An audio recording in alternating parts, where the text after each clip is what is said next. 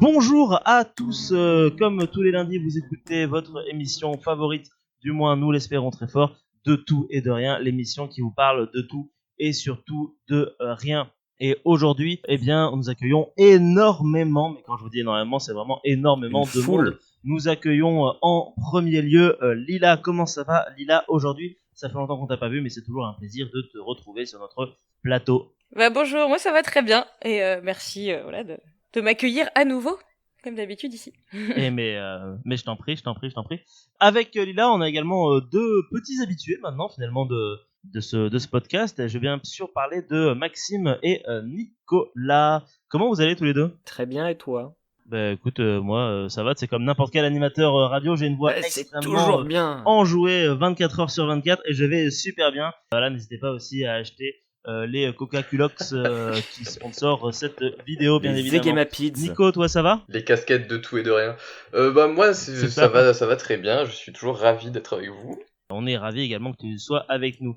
Et on va parler des petits nouveaux maintenant qui sont là. Et on va commencer par celui qui est réellement cette fois-ci à ma gauche, car nous sommes en plein test d'un studio portatif. Et j'ai donc l'ami Jeff qui est avec moi. Jeff, comment vas-tu? Bien, ça va très bien. Hein. Eh ben super, je suis content que tu sois là. Je peux dire bonjour à tout le reste de l'équipe, voilà, qui de la France et de Navarre. Exactement, parce qu'on écoutait jusque Russie, en Allemagne. Alors je pense que c'est un VPN, mais on est sûr de rien, donc peut-être qu'on est quand même réellement écouté en Allemagne. Alors Jeff, t'es avec nous ici en auditeur libre, c'est ça? Exact. Hein, je viens découvrir ce petit univers. Tu viens de découvrir ce petit univers merveilleux monde des incroyable. podcasts. Donc tu n'as rien préparé, mais par contre tu pourras participer à tout ce qui va se produire. Et c'est la même chose pour notre autre invité qui nous parle. Eh bien, nous aussi on est dans la campagne, mais pas la même que la scène, à savoir Sébastien. Comment ça va, Seb?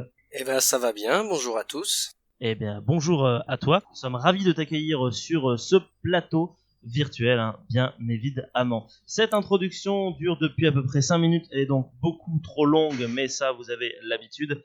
Et je vous propose de donner la parole à Lila, qui cette fois-ci a des choses étranges, encore une fois, à nous raconter, mais pas n'importe lesquelles. Et oui, aujourd'hui j'avais envie de vous parler de dragons. Bon alors je vous ferai pas l'affront de vous rappeler ce qu'est un dragon, hein. Je pense que vous avez tous en tête une image assez précise de cet animal fantastique. Alors peut-être que certains d'entre vous imaginent plutôt un dragon asiatique, d'autres un dragon bien classique d'Heroic Fantasy, mais c'est pas forcément précisément de ceux-là dont je vais vous parler. En fait, on a tendance à associer les dragons soit à des contrées orientales, soit à des œuvres de fiction, et pourtant il est bien présent chez nous aussi. Alors bien sûr, puisqu'on est dans un pays de tradition chrétienne, on retrouve toutes les histoires de dragons de la Bible, avec notamment un bon nombre de saints qui terrassent ces pauvres cracheurs de feu. Mais il y a beaucoup d'autres dragons en France, des dragons que je qualifierais de régionaux. En effet, la plupart des régions françaises recèlent dans leur folklore, dans leurs légendes, des dragons. Certains disent même qu'en France, on aurait autant de dragons que de fromage. C'est pas peu dire. Ah, c'est clair. T'as fait beaucoup de dragons, en effet. Alors, est-ce que certains d'entre vous ont déjà entendu parler de dragons issus de légendes françaises, que ce soit près de chez vous ou ailleurs? Oui. Non. Alors moi j'ai déjà entendu parler de la Tarasque en Provence. Eh oui. Yes. La fameuse c'est marrant, Tarasque. ça. C'est pas celui qui vit dans un puits? Pas tout à fait dans un Ça n'a rien puits, à voir, c'est c'est un dragon de fleuve, mais on va en parler tout à l'heure de la rien à Tarasque. voir. Yes. Est-ce qu'il y en a d'autres? Bah moi j'ai l'image d'un dragon qui vit dans un puits. Après je crois que je vais pas dire une connerie, mais il me semble qu'il y a un dragon qui s'appelle le Knucker, je crois, qui vit dans des espèces de marais ou un truc comme ça, mais c'est peut-être plutôt allemand que français. Ah, c'est possible. Ou alors alsacien, comme ça on est entre les deux. Ou alors alsacien peut-être, ouais, entre les deux. Non, là comme ça, je t'avoue, j'ai pas de... Les vouivres, c'est pas spécialement français. C'est pas mal français les vouivres aussi, ouais. On en a pas mal en France. Si c'est français les vouivres. Ah d'accord. Mais en fait, il y a plein de types de dragons différents, donc en fait, c'est ça le truc. Et oui. Enfin, les vrais dragons, après, il y en a, ils ont 4 pattes, d'autres, ils ont que 2 pattes, il y en a qui ont même pas de pattes du tout, qui ressemblent à des serpents, enfin, il y en a plein de types différents, quoi. C'est ça, en fait, on a Eh une ben, image un peu oui. basique du dragon maintenant, et en fait c'est très varié. La bonne influence de The Witcher avec le basilic et les vouivres. C'est vrai que nous, l'image du dragon, finalement, c'est une vouivre, il me semble. Le vrai nom. La vouivre, c'est souvent un serpent plutôt, donc c'est encore un peu différent le dragon qu'on imagine souvent. Ouais, ça a été codifié avec l'heroic fantasy et tout ça, mais c'est vrai que Ouais, c'est ça, parce que moi le dragon dont j'ai l'image, le dragon bien occidental dont j'ai l'image, mais avant l'heroic fantasy, c'est les dragons qu'on voit sur les œuvres les œuvres qui représentent Saint-Georges, Saint-Michel, etc. C'est le dragon à 4 pattes avec 2 ailes. On voit juste un espèce de petit truc un petit serpent dégueulasse se faire pourfendre par un mec avec une lance alors que le dragon il est minuscule. C'est ça. Là j'ai pas d'image Ouais, mais tu spécialement... fais référence, ouais, je vois ce que c'est une peinture italienne où tu vois... Ouais, voilà, c'est ça. Il me semble que c'est une peinture italienne. Ouais, c'est un genre pourfendant le dragon et au final tu te dis n'importe qui aurait pu le pourfendre vu la gueule. Enfin bref, on s'égare, pardon Lila. Pas de souci, c'est pour ça que je vous ai posé la question aussi, hein. Un petit peu de digression. Alors justement, tu parlais de Saint-Georges, on va déjà parler un petit peu des dragons qui ont été vaincus par des saints et il y en a énormément. Hein. Bon, en même temps, le serpent géant ou le dragon, c'est toujours un bon moyen pour l'Église catholique de représenter le mal, le diable, et il y a énormément de saints qui se retrouvent à terrasser des dragons. Alors des dragons plus ou moins impressionnants, effectivement, hein, comme vous le disiez juste avant, c'est pas toujours des méga dragons. Alors évidemment, il y a les classiques Saint-Georges ou Saint-Michel, hein, dont on retrouve les images un petit peu partout. Mais en Normandie, on a aussi Saint-Romain qui a triomphé de la gargouille, Saint-Paul qui a vaincu en Bretagne le serpent de l'île de Bas, Saint-Marcel qui a terrassé un dragon qui terrorisait Paris, ou encore Sainte-Marthe qui a permis de vaincre la fameuse Tarasque de Tarascon. Promis, on va en parler après. Yes. Alors mon duo favori, ça reste sans doute Saint-Loup et le Cocatrix à Troyes dans l'Aube. Le dragon, en fait, après avoir été tué par le saint, fut gardé dans la cave de l'évêché, non sans avoir été salé pour le conserver plus longtemps. Il fut d'ailleurs renommé la chair salée par les habitants. C'est excellent. Et puis, on a plusieurs catégories de dragons. Hein. Il y a les nombreux mangeurs d'hommes, comme la bête rot, qu'on trouve en Charente, qui se nourrissait de marins, ou la coulobre de Dordogne, qui tuait des bateliers. Dans cette catégorie, il y a aussi la Bischia corse, qui se précipitait dans les églises dès qu'elle entendait des cloches sonner pour y dévorer les fidèles. On a aussi les gardiens de trésors, un des meilleurs jobs de dragon, hein, soit dit en passant. Ainsi, en Saône-et-Loire, ils ne connaissaient pas Smaug, mais la Ouivre. Elle gardait un trésor caché sous un rocher et ne retirait le rocher qu'une fois par an, laissant alors une très mince possibilité aux plus téméraires ou aux plus désespérés de s'emparer du trésor. Alors le nom de la Ouivre est d'ailleurs assez proche d'un autre dragon dont on a parlé tout à l'heure, la Vouivre. Et la Vouivre, on la retrouve surtout dans le Jura, mais j'ai aussi pu en trouver des traces dans le centre de la France, donc dans la Nièvre ou dans l'Allier par exemple. Certaines vouivres gardent un trésor, mais toutes portent sur le front une escarboucle, c'est-à-dire une pierre précieuse, qu'elles ne quittent qu'en de très rares occasions. Dans sa version la plus connue, la vouivre prend aussi l'apparence d'une jeune femme. Elle aimerait apparaître sous cette forme face aux jeunes et beaux paysans et déployer devant eux l'éventail de ses charmes. Lorsque le jeune homme conquis est incapable de détacher ses yeux de la vouivre, elle enlève ses vêtements ainsi que son escarboucle et plonge dans l'eau. La plupart du temps, le jeune homme plonge à sa suite et se noie. Mais si jamais l'homme détourne son attention de la belle et préfère s'emparer de l'escarboucle, la vouivre, en moins d'une seconde, redevient dragon et broie sa proie. Elle rigole pas. Il est foutu. Ouais, non, c'est clair. Par contre, il y a certains dragons qui sont un petit peu plus rigolos, hein, qui aiment bien se marrer un peu. Je les appellerais les dragons tire sur mon doigt, parmi lesquels on va trouver la gargouille de Rouen, qui ne trouve rien de plus intéressant à faire que de démarrer des incendies pour ensuite les attiser à l'aide de ses propres pets. Ouais, je vous avais prévenu, hein. C'est pas les dragons les plus élégants. C'est clair. Ah oui, c'est... On est sur le dragon vraiment ouais. De la campagne. Les dragons beaufs, voilà, c'est ça. C'est ça, dragon beauf, quoi, c'est ça. Ah bah il en faut, ils ont le droit de vivre aussi. Évidemment, non évidemment. Mais c'était obligé qu'il y en ait un. Alors d'ailleurs, la gargouille, elle aimait aussi envoyer des trombes d'eau sur les habitants, et ce serait donc, selon la légende, à l'origine des gargouilles placées sur les églises. Ah, d'accord. Et il est maintenant temps de parler de la Tarasque. Alors selon la légende, un dragon avait élu domicile à Tarascon, dans les Bouches-du-Rhône. C'était pas un dragon si gros que ça non plus, hein. La Tarasque, elle faisait à peu près la taille d'un bœuf, mais son physique était bien assez effrayant comme ça. Imaginez une tête presque humaine, mais avec des dents acérées comme des épées et une haleine putride. Une carapace bardée de piquants, 6 pattes et une queue couverte d'écailles terminée par un dard de scorpion. Et si malgré tout ça, vous arriviez à vous approcher de la Tarasque, son contact vous brûlait. Ah oui, d'accord. Voilà. Ça ressemble à une manticore, en fait. Ça ressemble énormément à une manticore. D'ailleurs, c'est sans doute lié à la manticore. Hein, dans l'origine, ouais. C'est très inspiré, ouais, en fait. Alors la Tarasque, elle semait la terreur dans la forêt où elle se terrait, au bord du Rhône. Elle dévorait les troupeaux et les humains, mais elle aussi, elle aimait bien rigoler puisque elle s'amusait à uriner dans le Rhône pour provoquer des crues dévastatrices. Ah, ça fait quand même beaucoup. On revient sur le côté bof. On reste dans la thématique caca. Voilà, celle-ci, elle est aussi dans cette thématique-là. Et après, on y est, quoi. Il devait boire beaucoup de thé. Eh oui. Alors les tentatives des habitants pour s'en débarrasser se révélaient inefficaces. En effet, les piquants de la carapace la protégeaient des projectiles et même les rites païens échouèrent. Comme souvent dans ces histoires de dragons, il a fallu attendre qu'une figure chrétienne vienne s'en mêler. Ici, il s'agit de Sainte Marthe qui amadoua le monstre et réussit à l'attacher. Elle la fit alors défiler dans la ville, mais les villageois, pleins de rancœur envers la bête, la tuèrent. Aujourd'hui encore, on a tous les ans à Tarascon la Tarasque qui est fêtée et qui défile dans la ville. Ah, d'accord. Et oui, c'est devenu Ça a une fête. donné une fête populaire, Ouais, en c'est fait, ça. en somme. D'accord. C'est dommage qu'il l'ait tué parce qu'en fait, c'est la réussite à la domestiquer, c'est quand même vachement stylé d'avoir une tarasque avec soi. C'est clair. comme C'est animal. ça. Surtout partant C'était du principe classe, mais qu'il a un ils visage étaient, humain, on pourrait Ils penser étaient qu'il a une salés, quoi, certaine voilà. intelligence. Tant qu'on parle de dragons qui provoquent des crues, est-ce que vous connaissez le dragon qui a élu domicile à Lyon ? Non. Non ? Personne, non, Il y a un non. dragon qui a eu Eh domicile oui, il y à a un Lyon. dragon lyonnais. Enfin, il y en avait un au Non. Moyen-Âge, du moins. Eh ben, non, vas-y. C'est qui? Eh bien, c'est la mâche-croûte. La mâche-croûte,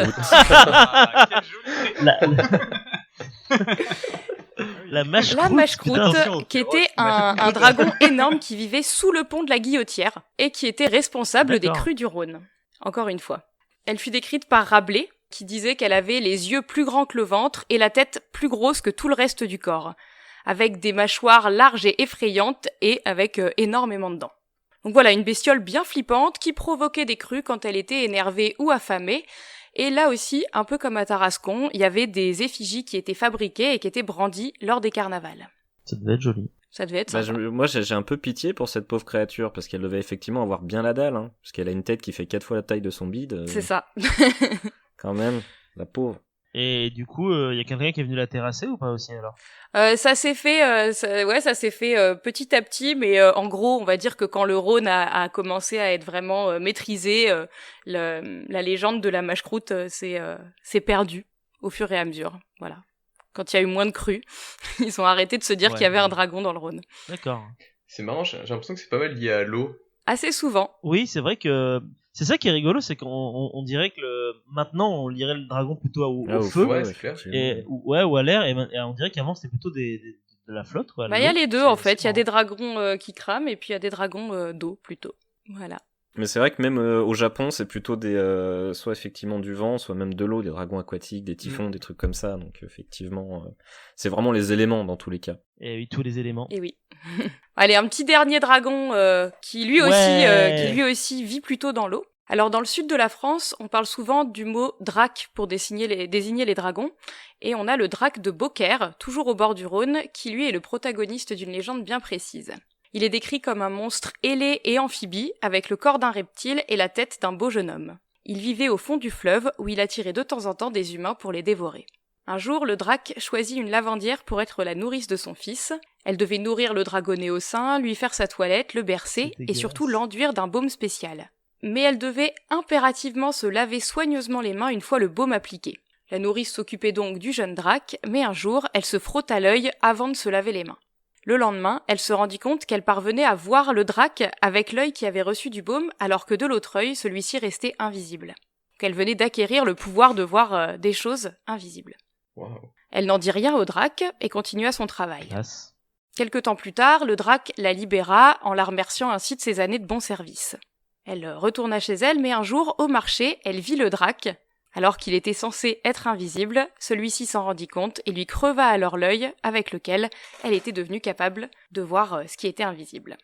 Alors, Donc on part sur une bonne ambiance. ouais, bonne ambiance, hein. Belle morale. Bah, Ça va, il reste aurait un pu la dragon, tuer, quand même. D'accord. je trouve sympa Ouais, quand Ça même. reste un dragon, ouais. Elle l'a aidé Effectivement. pendant des années et puis il lui crève les yeux. Non, le Ouais, mais elle lui a pas obéi, l'œil. voilà. Finalement, ça va, L'œil. il lui en reste un. Ça va, ouais. Oui, oui. Il c'est l'a vrai, pas ça tué va. déjà. Oui, voilà. Oui, il est sympa. moi, je trouve Franchement, que il c'est est pas sympa, horrible. ouais. Ouais, il aurait pu la manger. Alors, je pourrais encore vous raconter des dizaines d'histoires de dragons, hein, mais on retrouve généralement des similitudes sur beaucoup d'entre elles. Ainsi, le dragon, c'est souvent la figure du mal que l'Église parvient à éradiquer, soit par la force, avec Saint-Michel ou Saint-Georges, soit par la douceur, avec Sainte Marthe et la Tarasque. c'est aussi un moyen de montrer la supériorité de la chrétienté sur le paganisme. Les dragons, gardiens de trésors et les vouivres s'éloignent généralement de leurs trésors au moment des fêtes religieuses. Et dans les légendes, tenter de s'emparer du trésor, c'est donc non seulement une preuve de cupidité, mais aussi la preuve d'un éloignement de la religion. Si les histoires se finissent parfois bien, les protagonistes ont souvent quand même une vie assez courte après avoir tenté de tromper un dragon et après s'être détournés de Dieu. Enfin, les dragons peuvent être le symbole des forces de l'eau, on en a parlé un petit peu, à une époque où elles n'étaient pas maîtrisées. C'est particulièrement visible le long du Rhône, avec les quelques histoires que je vous ai racontées. Au nord de Lyon, la vouivre peut entraîner des gens dans les eaux, quand plus au sud, les dragons deviennent la personnification des crues dévastatrices du fleuve. Au fur et à mesure que la nature était maîtrisée et que l'Église perdait en pouvoir, les histoires de dragons ont été peu à peu oubliées, mais on en trouve encore des traces un peu partout, que ce soit dans les sculptures des églises, dans les peintures ou encore en procession dans certaines fêtes de ville. Et enfin, ces dragons étant pour beaucoup issus de légendes du Moyen-Âge, ça nous montre aussi, comme on l'a dit aussi tout à l'heure, que le dragon médiéval ne ressemblait pas toujours à l'image qu'on en a aujourd'hui et qui a été vraiment reprise par les œuvres fantastiques, mais que ce terme regroupait en fait une multitude de monstres aux caractéristiques plus ou moins reptiliennes. Et voilà. Eh ben écoute, merci beaucoup Lila, c'était vachement intéressant. Et c'est vrai qu'effectivement, dans les dragons que tu nous as décrit, à chaque fois, j'avais Jeff qui était à côté de moi et le dragon qui a une tête de jeune homme avec un corps de serpent, c'est absolument pas comme ça qu'on imagine un dragon, mais il y a un côté très c'est très féerique en fait tout ça, et ça rappelle presque des légendes qui sont païennes, et on sent vraiment, comme tu disais, l'influence chrétienne de rendre méchantes des créatures qui représentent finalement juste plus la nature qu'autre chose. Finalement, l'image du dragon, elle est censée être une image de protection, autant pour leur trésor que pour un peu les forces de la nature ou autres, je pense. À la base, je pense que pour les régions païennes, etc., c'est plutôt quelque chose qui est ambivalent, où c'est pas forcément méchant en soi, mais c'est des puissances. Les forces de la nature, qu'il faut respecter, et voilà, la chrétienté a décidé de tout. Et c'est vachement intéressant, parce que du coup, tu parlais un peu des dragons asiatiques au début. C'est assez intéressant de voir que, Maxime me contredira peut-être tout à l'heure, mais que en Asie, au contraire, les dragons gardent toujours cet aspect à la fois négatif et positif, comme si du coup c'est vraiment l'influence néfaste de la je rappelle quand même qu'en Chine, ils ont une fête qui continue, et je veux dire, c'est encore très très présent chez eux. Au Japon, c'est moins, l'image du dragon, elle a eu tendance à se perdre un petit peu d'un point de vue purement, on va dire, religion ou autre, mais en Chine, par contre, c'est encore très très présent. Ouais, ça reste un symbole fort. C'est ça, c'est un symbole de puissance, un symbole de nature, finalement, un petit peu. Parce que finalement, pour les Chinois, ça souvent, c'est par exemple quand il y a des éclairs dans le ciel, il y avait un dragon. Oui. Et c'est ça le truc. Ça représente, comme on disait, ça représente une espèce de force de la nature, une force contre qui on peut rien finalement. Après, c'est vrai que c'est pas du tout. Et c'est ça qui est intéressant, c'est que du coup, d'un point de vue occidental, comme il ne peut y avoir que Dieu finalement qui contrôle les belles choses, tous ces éléments naturels qui sont aussi sous forme finalement de dragons en Europe deviennent finalement un symbole de mal, alors qu'ils n'étaient pas. Au début, je trouve ça. C'est ça. Je pense que si jamais il n'y avait pas eu justement la religion chrétienne, je pense qu'on en serait plus ou moins au même point que la Chine à ce niveau-là, ou que les pays asiatiques. C'est-à-dire que pour nous, le dragon resterait une espèce de légende un peu ancienne, mais sans pour autant avoir cette espèce de côté violent ou bestial, peut-être. C'est ça. Et puis il y a des animaux réels qui en ont fait les frais aussi, qui pareil ont subi ce travail de sape de l'Église catholique, alors qu'ils étaient considérés comme des êtres un petit peu. Tu penses au loup et à l'ours, j'imagine. Voilà, le loup et l'ours notamment. Ouais. Entre autres, qui ont bien subi ça aussi. Ils sont bien morflés leur race. C'est ça. Cher, ouais. Même encore maintenant. Merci l'Église catholique. Merci l'Église catholique. Yes. Mais sinon on aime toutes les religions. Ah, bien sûr. Bien sûr. Non, mais c'est vrai que c'est hyper intéressant en parlant de se rendre compte que on avait déjà parlé dans l'épisode 9 de tout et de rien en compagnie de Jules et de Maxime, un petit peu de cet aspect-là folklorique, différence entre folklore asiatique et européen. Là on prend un petit peu le même sujet, mais c'est vraiment intéressant de voir qu'on a un rapport à la nature qui est beaucoup plus effacé à cause finalement un petit peu du globalement, c'est vrai que plutôt que de partir du principe qu'il y avait globalement une espèce de personnification de la nature, en tout cas une force naturelle à respecter et à protéger, on se disait non, on a Dieu de notre côté, donc on s'en fout.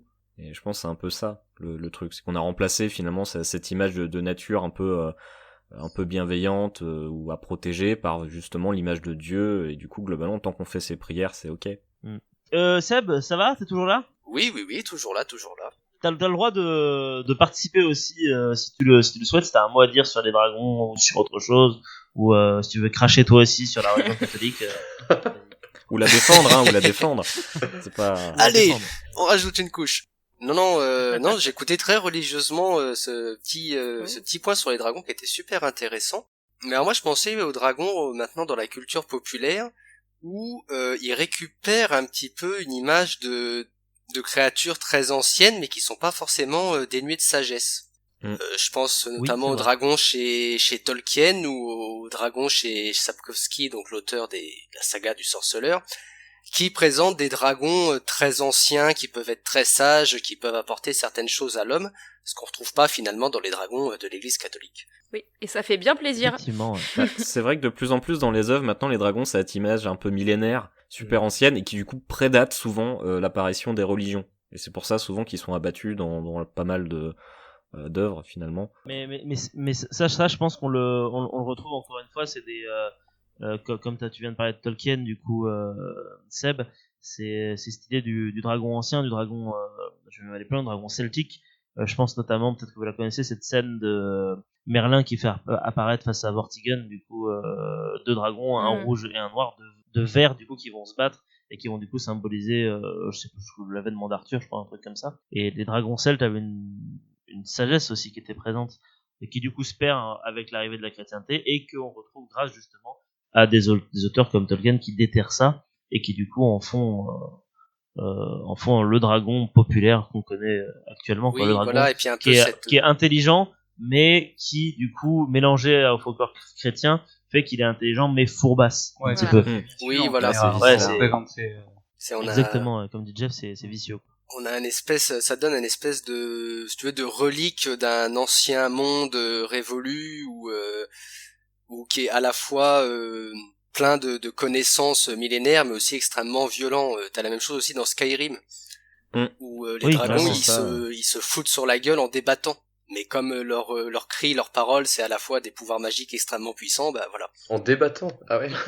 Sachant qu'en plus, je veux dire, dans la plupart des œuvres, que ce soit des jeux de rôle, hein, on pense à Donjons et Dragons, éventuellement, mais dans la plupart des jeux vidéo également, en fait, les dragons, c'est toujours un boss ou un ennemi un peu spécial. Ça veut dire, c'est rare qu'on ait un ennemi de base qui va être finalement un dragon. Un dragon, c'est très souvent un boss, un truc impressionnant, un truc vraiment qui compte. Souvent, quand on le bat, bah justement, ça veut dire qu'on a dépassé un certain niveau, ou en tout cas... Ouais, c'est référence aux légendes. C'est vrai. Exactement. Dans le sens que, quelle que soit l'œuvre, un dragon, ça compte, quoi. Oui, je suis tout à fait d'accord avec ça. Ce que je vous propose, c'est que, si vous n'avez plus rien à rajouter sur les dragons, parce que ça fait quand même un certain temps qu'on y est, je propose qu'on fasse une petite pause avec Nicolas. Alors, c'est pas vraiment une pause, attention. Parce que moi, en fait, c'est une vraie chronique que je vous ai préparée. Attention. Mais c'est pas une chronique faite comme d'habitude. Donc ça va être dans la forme où ça va changer un peu. En fait, moi, je voulais vraiment vous parler de ma ville. Donc ma ville, c'est Bordeaux. Et du coup, je voulais vous faire une petite surprise et préparer une chronique sous forme de quiz. Comme ça, chacun pourra participer et puis on pourra tous apprendre des choses. Et puis je suis sûr qu'il y a des choses que vous savez sur Bordeaux, mais que vous, si ça se trouve, vous savez pas tout de suite, mais au fond de vous, vous savez. Enfin, on va essayer de découvrir tout ça ensemble. J'ai une question. Vu que j'y ai vécu, j'ai le droit de participer quand même ou pas du coup ? Ouais, oui, tout à fait. Bah, pour donner une idée, je l'ai fait à ma copine. Elle a pas réussi à tout trouver alors qu'elle vit avec moi. On est tous les deux à Bordeaux, donc c'est assez rigolo. Okay. Et bah écoute, vas-y. Ouais, bah on est parti. Allez. Ouais, on est parti, ouais, vas-y. Ok, donc pour recontextualiser un peu, donc Bordeaux c'est la ville où moi j'ai presque toujours vécu, donc je suis né un peu à côté de Bordeaux, j'ai passé aussi mon enfance dans un village à quelques kilomètres de Bordeaux, et donc dans la ville j'y vis depuis que je suis au lycée, donc ça doit faire 14 ans je pense que je vis à Bordeaux, peut-être 13 ou 14 ans. Donc c'est là où j'ai fait mes études aussi.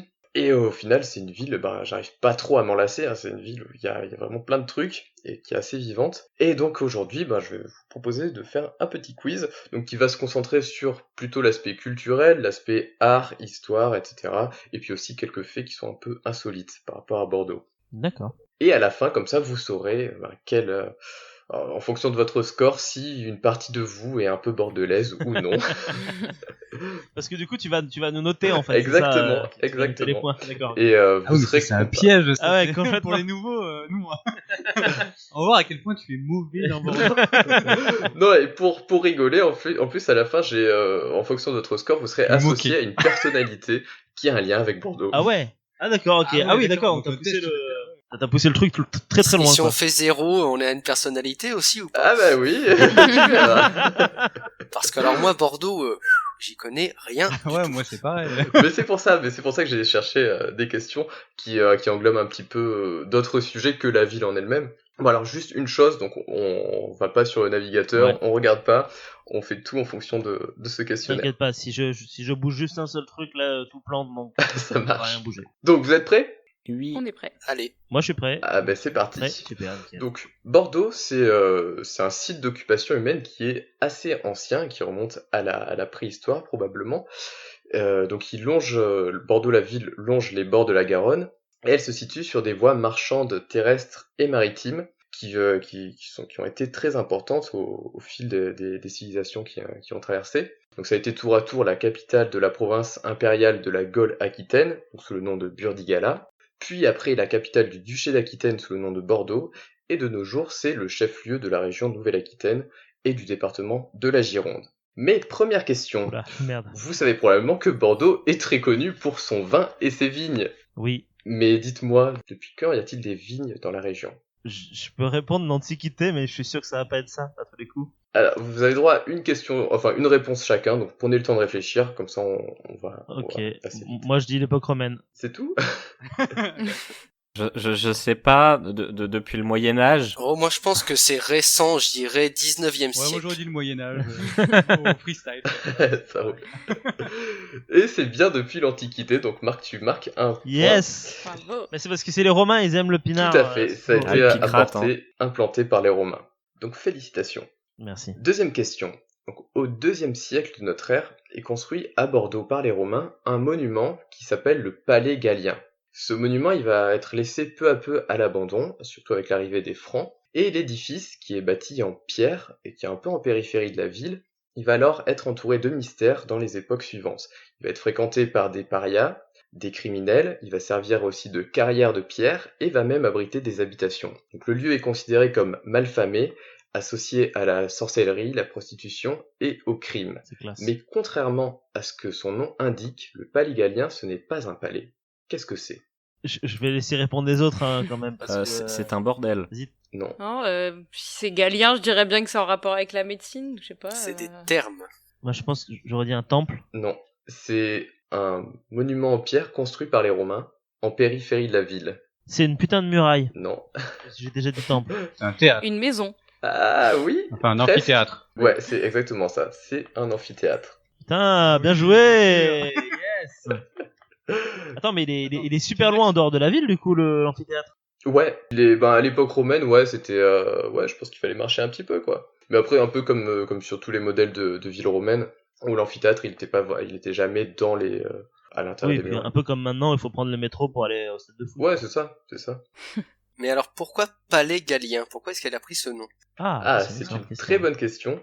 Parce qu'en fait, c'est un rapport avec une figure un peu mythique qui s'appelait Gallienne, qui était censée être l'épouse, je crois, de Clovis, alors que dans les faits, je crois que c'est pas vraiment le cas. Et donc, à l'époque, les gens, ils voyaient cet édifice en pierre comme étant un palais, et du coup, ils ont associé ça à cette figure mythique, et c'est devenu le palais gallien. Et de nos jours, on l'appelle encore comme ça. Bon, il est complètement en ruine, hein, il y a que quelques arches encore qui tiennent debout, on a du mal à voir l'amphithéâtre, mais c'était vraiment une arène à l'époque.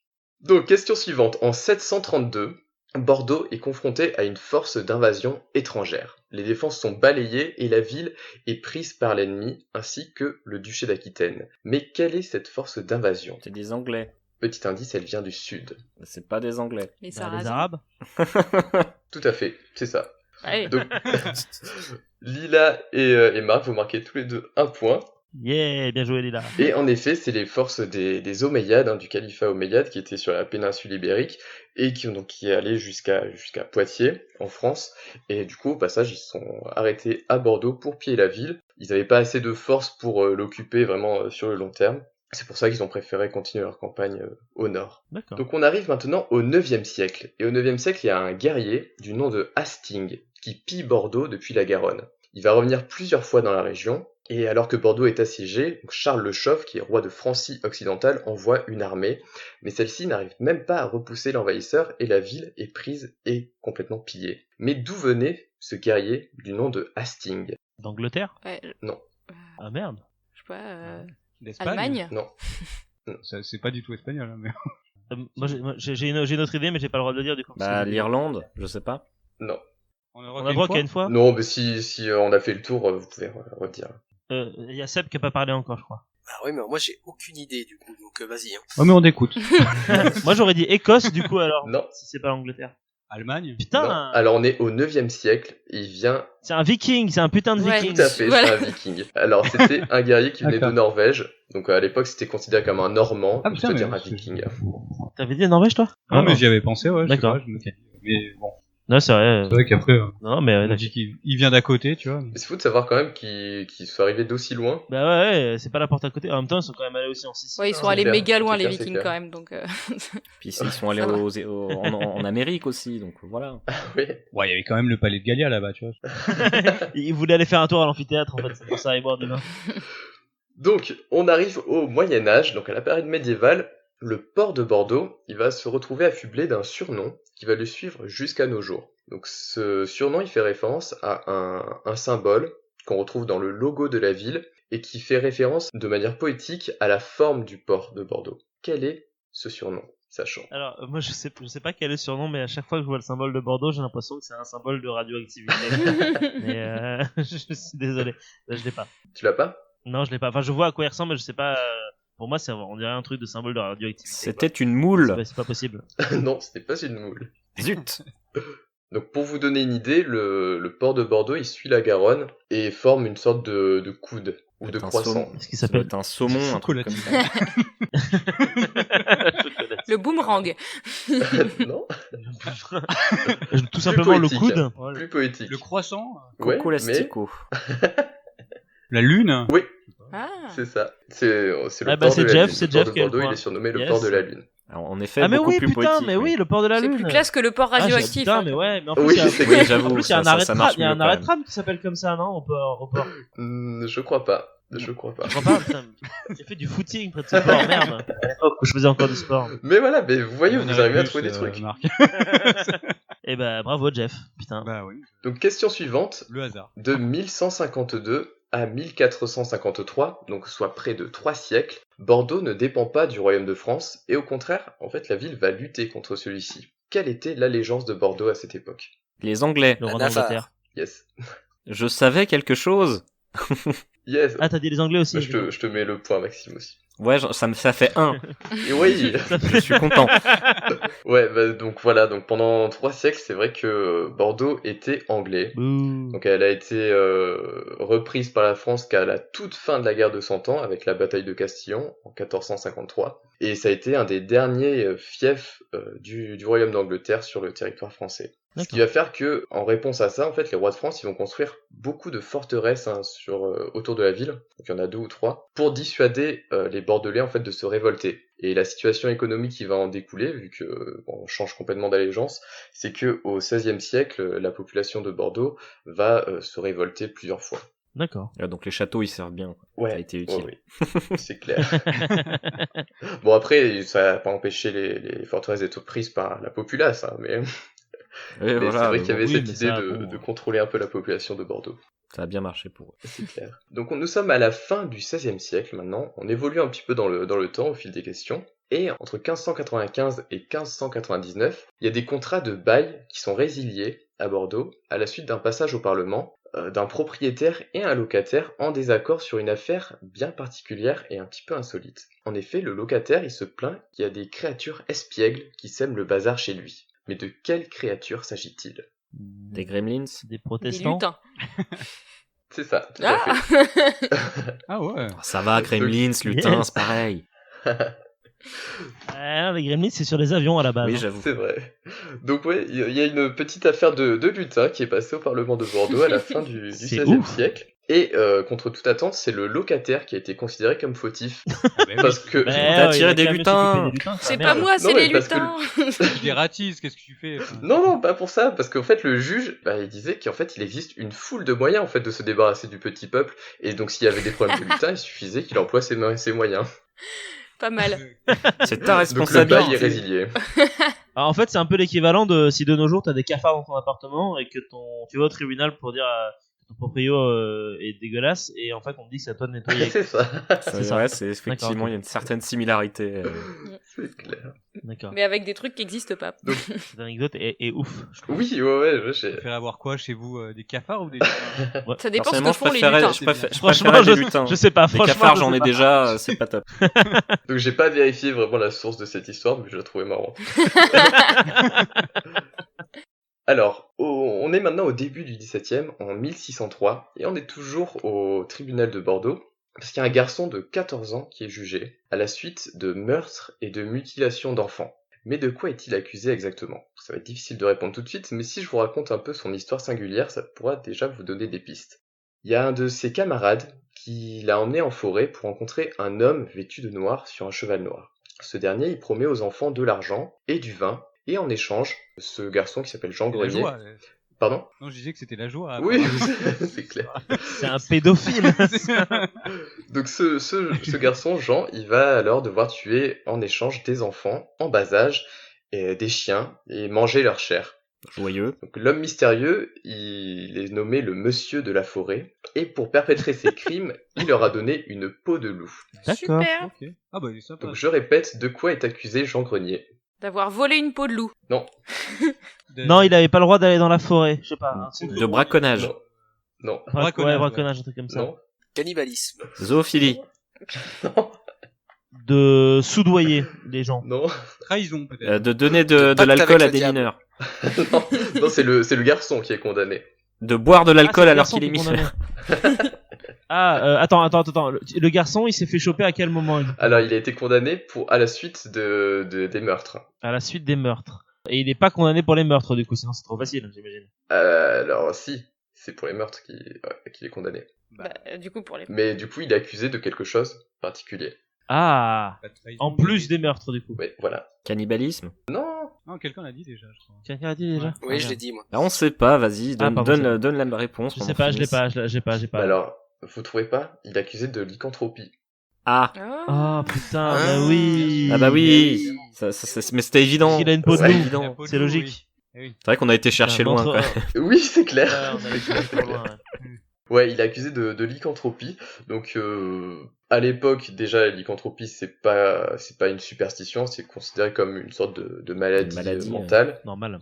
D'accord. Et donc, pour ça, en fait, il va être enfermé dans un couvent jusqu'à la fin de ses jours.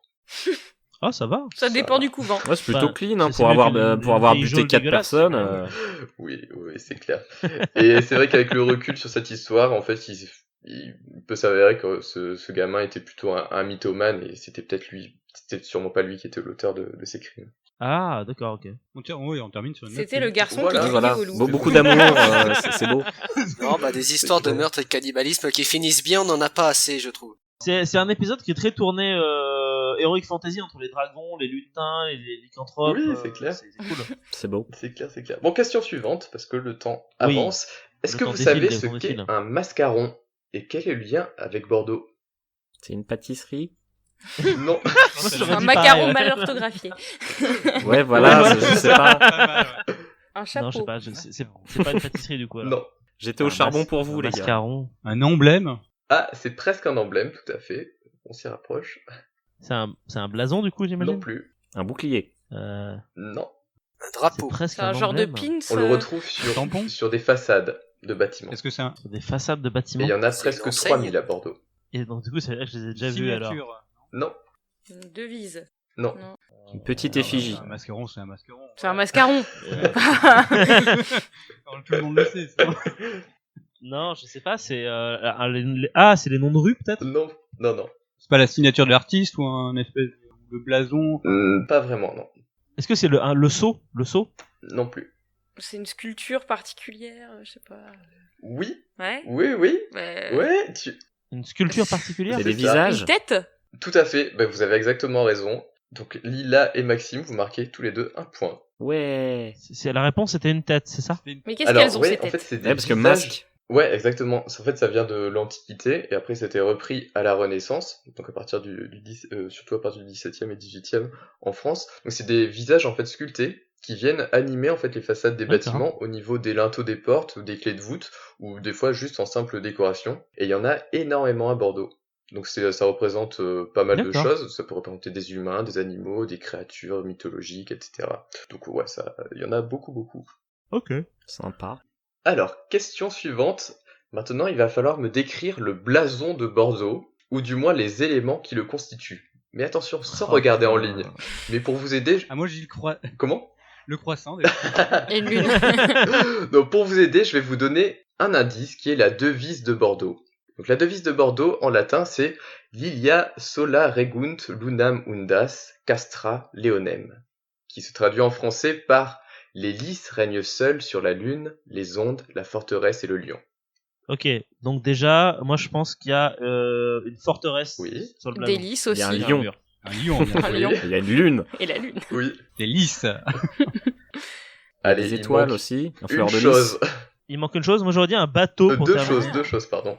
Mais il y a fleur de lys déjà. Je Ouais, sais pas si tout on à les a fait. dit. Il l'a dit, Jeff, je crois, la Mm. fleur Ah de oui, lys, oui, ouais, il l'a dit, Autant ouais. pour moi. Ouais. Il y a un bateau Attends, ou pas est-ce du qu'on- coup? On rester dans la thématique. Non. Est-ce qu'il y a un bateau ou Je pas? vous redis. Il y a pas de bateau. Donc les lys règnent seuls sur la lune, Les lys. les ondes, la forteresse et le lion. Il y a des vagues. Ouais, c'est ça. Enfin, c'est la mer. Des vagues? Les ondes, mes amis. Les ondes. Putain, Ah c'était ouais. pas un bateau, mais c'était des Ah. vagues, putain. Bon, on va accorder le point à Maxime vu qu'il a donné. Non. la dernière bonne C'était un réponse. effort collectif. Hein. Moi, je Mais- dis on... Exactement, Non, mais- vu que tout le monde a participé. Allez, on va mettre un point à tout le monde. Merci Nicolas. Ouais. Oui, du coup, c'est assez rigolo parce qu'en fait, la devise de Bordeaux, c'est une des devises les plus basiques du monde. En fait, ça décrit juste le blason de la ville. Ça veut rien dire de plus. Ouais, c'est Ouais, ça mais en ça fait. claque. Mais la question c'est est-ce que la devise a créé le blason ou est-ce que le blason a décrit la devise? C'est le blason qui arrive avant parce que le blason est assez ancien. Il date de D'accord. la période britannique. C'est pour ça en fait qu'on retrouve un lion en fait dessus. Ah bah oui, d'accord. Ok. Voilà. Qui du coup d'ailleurs techniquement doit être un léopard. Il est de profil ou de Ouais, face? Est-ce que c'est une Il est de panthère? face. Il est de face. De face, donc c'est une Ouais. panthère. C'est un léopard même. Ouais. Ouais. Mais un léopard en héraldique, c'est un lion avec juste la Ouais, tête de c'est face. pareil, c'est juste qu'au Ouais. Moyen-Âge, ils savaient pas faire la différence entre les deux. Oui, C'est bah, ça. c'est un gros chat, quoi. C'est bon. C'est clair. Donc, question suivante. Ok, cool. On arrive au 17e. milieu du XVIIe siècle, tout à fait. Yes. Et vous savez qu'au XVIIe siècle, il y a la fronde qui oppose une partie de la noblesse au roi et à son entourage. Et Oui. ça va traumatiser le futur Louis XIV. Bordeaux, Ouais. comme on l'a vu, c'est un fief de rebelles depuis la fin de la période britannique. Et pendant la fronde, Bordeaux va se retrouver aussi au milieu de cet événement. Et Louis XIV, il compte D'accord. bien prendre sa revanche sur cette ville. Cette histoire, elle est difficile à voir dans le paysage bordelais actuel parce qu'elle a été effacée et a Mhm. donné lieu notamment à la place des Quinconces, qui est une des places les plus grandes d'Europe, une place de gravier et de terre battue, qui est assez connue pour le monument aux Girondins, une grande colonne qui fait référence au parti de la Révolution française. Mais avant cette place, qu'a fait construire Louis XIV à cet emplacement? Il y avait un bâtiment sur la place avant la place. Exactement. Une prison. Un échafaud. Une fontaine. Non. C'est une très grande Ah, place. c'est une très grande Non. place, d'accord. Un grand palais? Non. Pas de palais. Palais comme palais. Quand je dis palais, je compte forteresse aussi. C'est dis pas palais, vraiment la bon, même c'est chose. Ah, une forteresse, quoi. C'est exactement Un bastion. une forteresse. C'est une grande Une forteresse. d'accord. Une grande forteresse qui est appelée le Château Trompette, qui est une forteresse de type Vauban. Oh, d'accord, oui. Et qui a été rasé au 19e siècle. Et ce qui est assez rigolo quand on voit où est la place de la bourse dans le paysage de la ville, c'est qu'en fait la forteresse était très très très proche de la ville. Et d'ailleurs, en fait, elle était destinée à surveiller Bordeaux comme le reste des forteresses qui ont été déjà faites sur place, puisqu'elle est beaucoup trop loin par rapport à la côte pour protéger quoi que ce soit. Donc c'était vraiment pour mater les éventuelles rébellions. D'accord. Alors, question suivante. Au XVIIIe siècle, le port de Bordeaux, il est très connu et engendre énormément de richesses par rapport à un commerce particulier qui a lieu à l'époque. La traite des Noirs. Voilà, c'est ça, c'est ça. C'est ça, hein.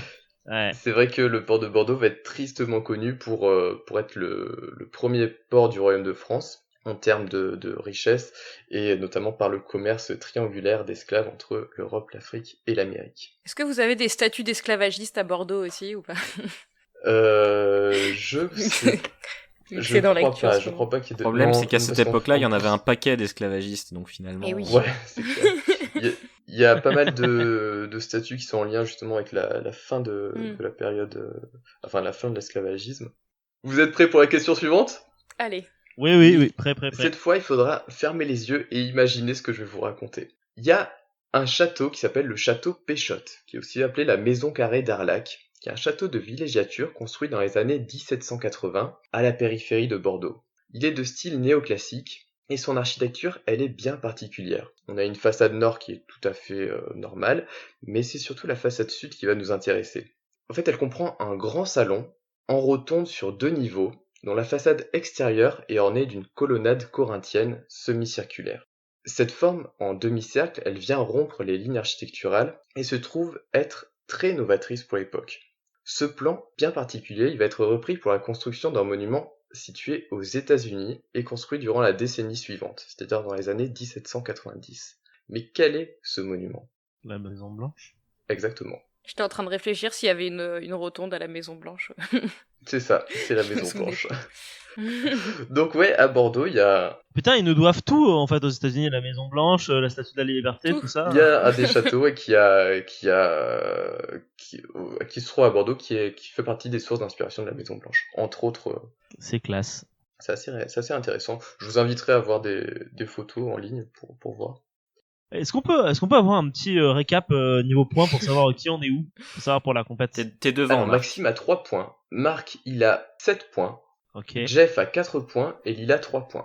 Ah, c'est serré. D'accord. Et Seb ? 0 Il n'a jamais répondu. Est-ce que t'es toujours avec nous, Seb, ou pas ? Ok, il a disparu dans les limbes intersidérales de l'espace. Ah, pardon. Ah. C'était coupé, pardon. C'est toujours là, c'est bon ? Oui, je suis là, excusez-moi. Ok, super, d'accord. Yes. Non, N'hésite pas à répondre à des questions si t'as des réponses. Comme ça, je vous fais visiter Bordeaux virtuellement tous ensemble. Eh bien non, contre toute attente, je n'ai toujours pas la réponse. Non, mais faut pas hésiter. Je veux dire, au pire des cas, tes réponses seront toujours moins stupides que les miennes, donc tout va bien. Et Maxime a déjà 3 points, donc ça marche. Même moi, tu vois, genre balancer des trucs au hasard, ça marche. Non, mais le pire, c'est que j'avais pensé à la Norvège pour Hastings et à la forteresse pour Louis XIV, mais j'ai pas osé parce que je me suis dit, ça va encore être une connerie, et tu vois, voilà. Ouais, mais faut pas avoir peur, on est en famille. C'est clair. Bon allez, on continue les amis. Allez, c'est parti, on continue. On est en 1822 et il y a le premier pont qui va relier les 2 rives de la Garonne qui va unifier Bordeaux entre sa rive gauche et sa rive droite. Donc auparavant, il fallait faire la traversée en bateau et puis un pont c'était jugé trop encombrant par rapport aux activités portuaires de la ville et à la Garonne qui a des marées assez puissantes. Ce pont construit en pierre, il est appelé le pont de pierre et il est à l'initiative d'une figure politique très puissante en France depuis une dizaine d'années. Napoléon. Oui, tout à fait. C'est ça. Ouais, non mais attends. Je suis désolé. C'était ça la réponse. C'est pas drôle en fait. J'ai une question. Est-ce que je crois qu'on m'avait raconté que chaque pied du pont faisait une lettre de Napoléon. C'est ça. Est-ce que c'est vrai ou pas ? C'est vrai, mais ça a été effacé. Mais c'est un très grand pont du coup. Alors. Désolé, faut que j'arrête de répondre. Toi, t'aurais dû m'interdire de participer à ce quiz. Oui, mais tu vois, c'est des questions. Même si tu fais pas partie de Bordeaux, tu peux éventuellement trouver. Si tu t'intéresses à l'histoire et à Napoléon, oui. Oui, bah c'est trop orienté histoire et art, je suis désolé. Ah non, mais t'excuses pas, c'est ton cursus, c'est ce que t'aimes, hein. Je veux dire, lors d'un certain quiz Pokémon, il y a eu des gens largués, hein, c'est normal. Il y a eu des gens On ne largués. citera personne, à savoir moi-même. Oui, voilà. Bon, allez. Donc c'est pour ça que non, faut pas s'excuser de. C'est ma de vengeance, connaître des Maxime, trucs. c'est ma vengeance. Ouais, merci Maxime. Non, mais Question sur l'art cette fois. Quel artiste et peintre célèbre du 19e siècle, connu pour ses œuvres naturalistes et ses représentations animalières, est originaire de Bordeaux? Stéphanie de Monaco. Non. Mince.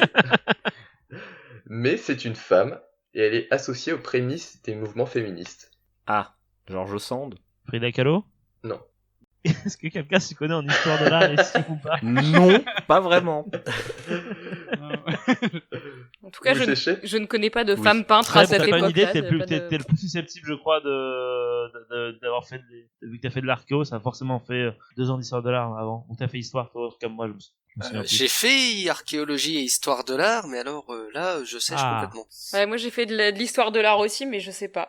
Je vois pas. On peut avoir un indice peut-être parce que là. Bah, on Alors, sait c'est- déjà que c'est une femme. Un Donc, rébut, au quelque principe. C'est une femme, c'est une peintre qui a fait carrière, qui a une carrière très importante à Paris, mais qui est originaire de Bordeaux. Il y a des rues à Paris qui portent son nom, il y a pas mal de choses qui portent son nom à Paris. Elle est enterrée au cimetière du Père-Lachaise aussi, je crois. Et sur tout ce qu'elle fait, c'est vraiment des œuvres, des représentations animales, des choses comme ça. Est-ce que c'est très réaliste ou pas? Ou Ouais, est-ce qu'on ouais, a ouais. Ouais. Peinture d'animaux et de paysages, il a dit. Ah, mais je crois que je vois ce que c'est comme tableau, mais j'ai plus le Ah. nom de la nana, c'est con. Ah, J'ai... Donne le nom du tableau, au Non, pire. je sais pas, mais moi j'ai en tête un tableau avec justement des bœufs dans un champ en mode C'est hyper exactement réaliste, ça. on dirait de la photo. c'est ça. C'est pas un prénom ou un nom avec Rose ou Rosa, quelque chose? C'est ça, c'est Rosa. Ah, Et putain. son nom, tu l'as ou pas? Non, j'ai pas. Là. Rosa Bah, Bonheur. elle a le point, là, elle a le point. J'ai au déjà moins. été Ouais, recherché je au te fin mets fond de ma mémoire là, donc Moi, je suis pour lui Ça donner fait- le point. Putain, mais bon. classe. Oui, je t'ai donné le point, Lila. c'est t'inquiète gentil. C'est Rosa comment, du coup, pas. alors? Rosa Bonheur. Rosa Bonheur. Ouais. d'accord. Ça ne me dit Ah, bah, absolument je rien. connaissais pas. C'est vrai. Ah, moi non plus. C'est assez intéressant.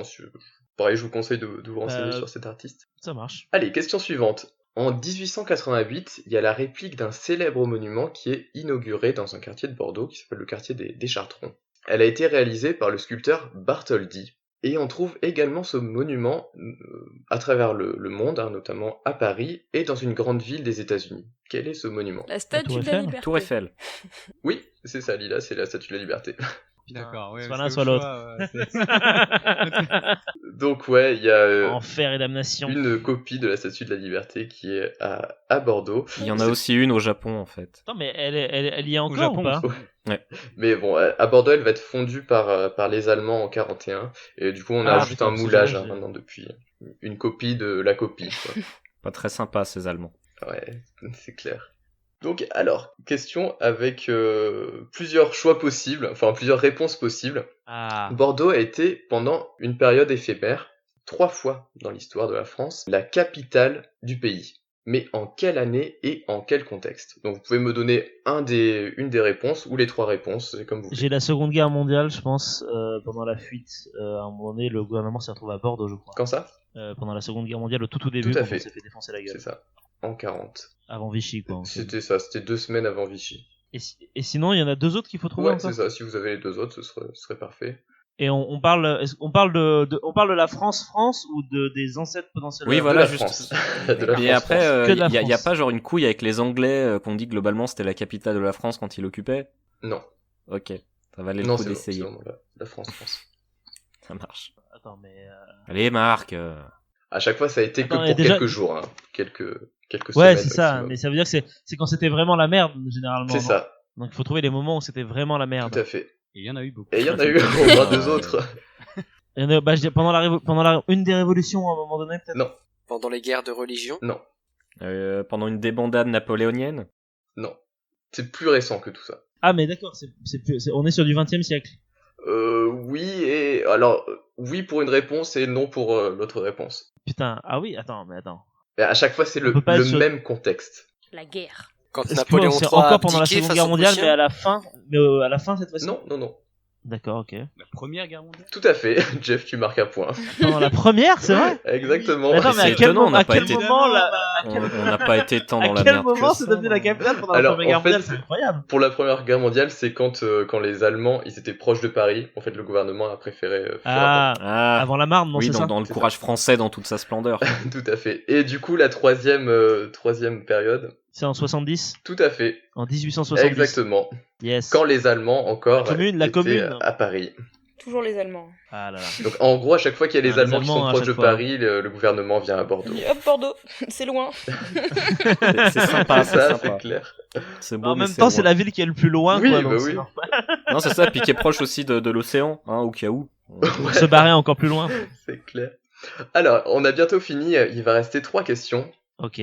Petite question. Alors, Bordeaux abrite de nos jours un important vestige de l'occupation fasciste pendant la Seconde Guerre mondiale. Ce vestige, il est encore debout et en bon état et utilisé à des fins de manifestations culturelles. De quoi s'agit-il? Est-ce que c'est pas c'est un sous-marin, non? Pas tout C'est pas à un fait. sous-marin? Un bunker.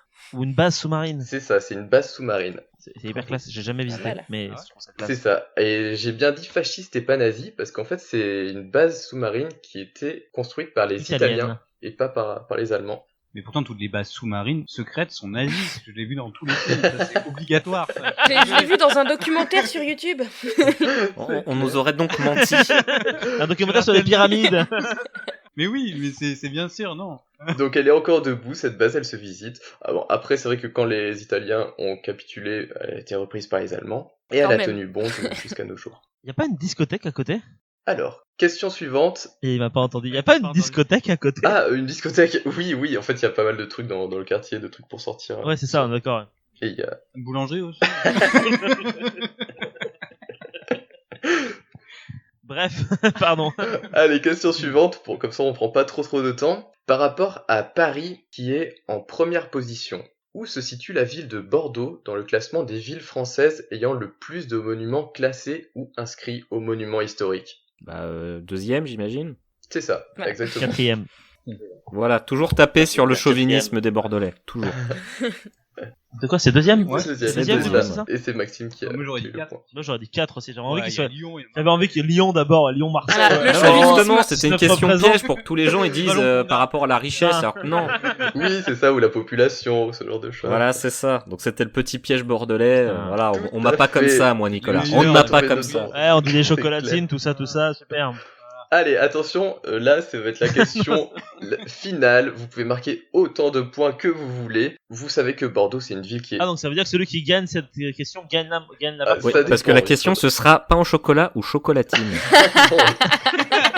J'ai évité les Perdre. trucs trop évidents. Je le dis. Moi, je suis pas au chocolat, donc moi aussi, mais bon. Comme vous savez, la scène musicale de Bordeaux est très active, hein, un peu comme tout le pan culturel de la ville, Ouais. et dans divers courants musicaux. Donc, est-ce que vous êtes capable de citer un groupe ou plus qui est assez connu, en tout cas qui fait carrière dans la musique, qui est originaire de Bordeaux ou qui est issu de sa scène musicale, sachant que vous marquerez un point par groupe cité.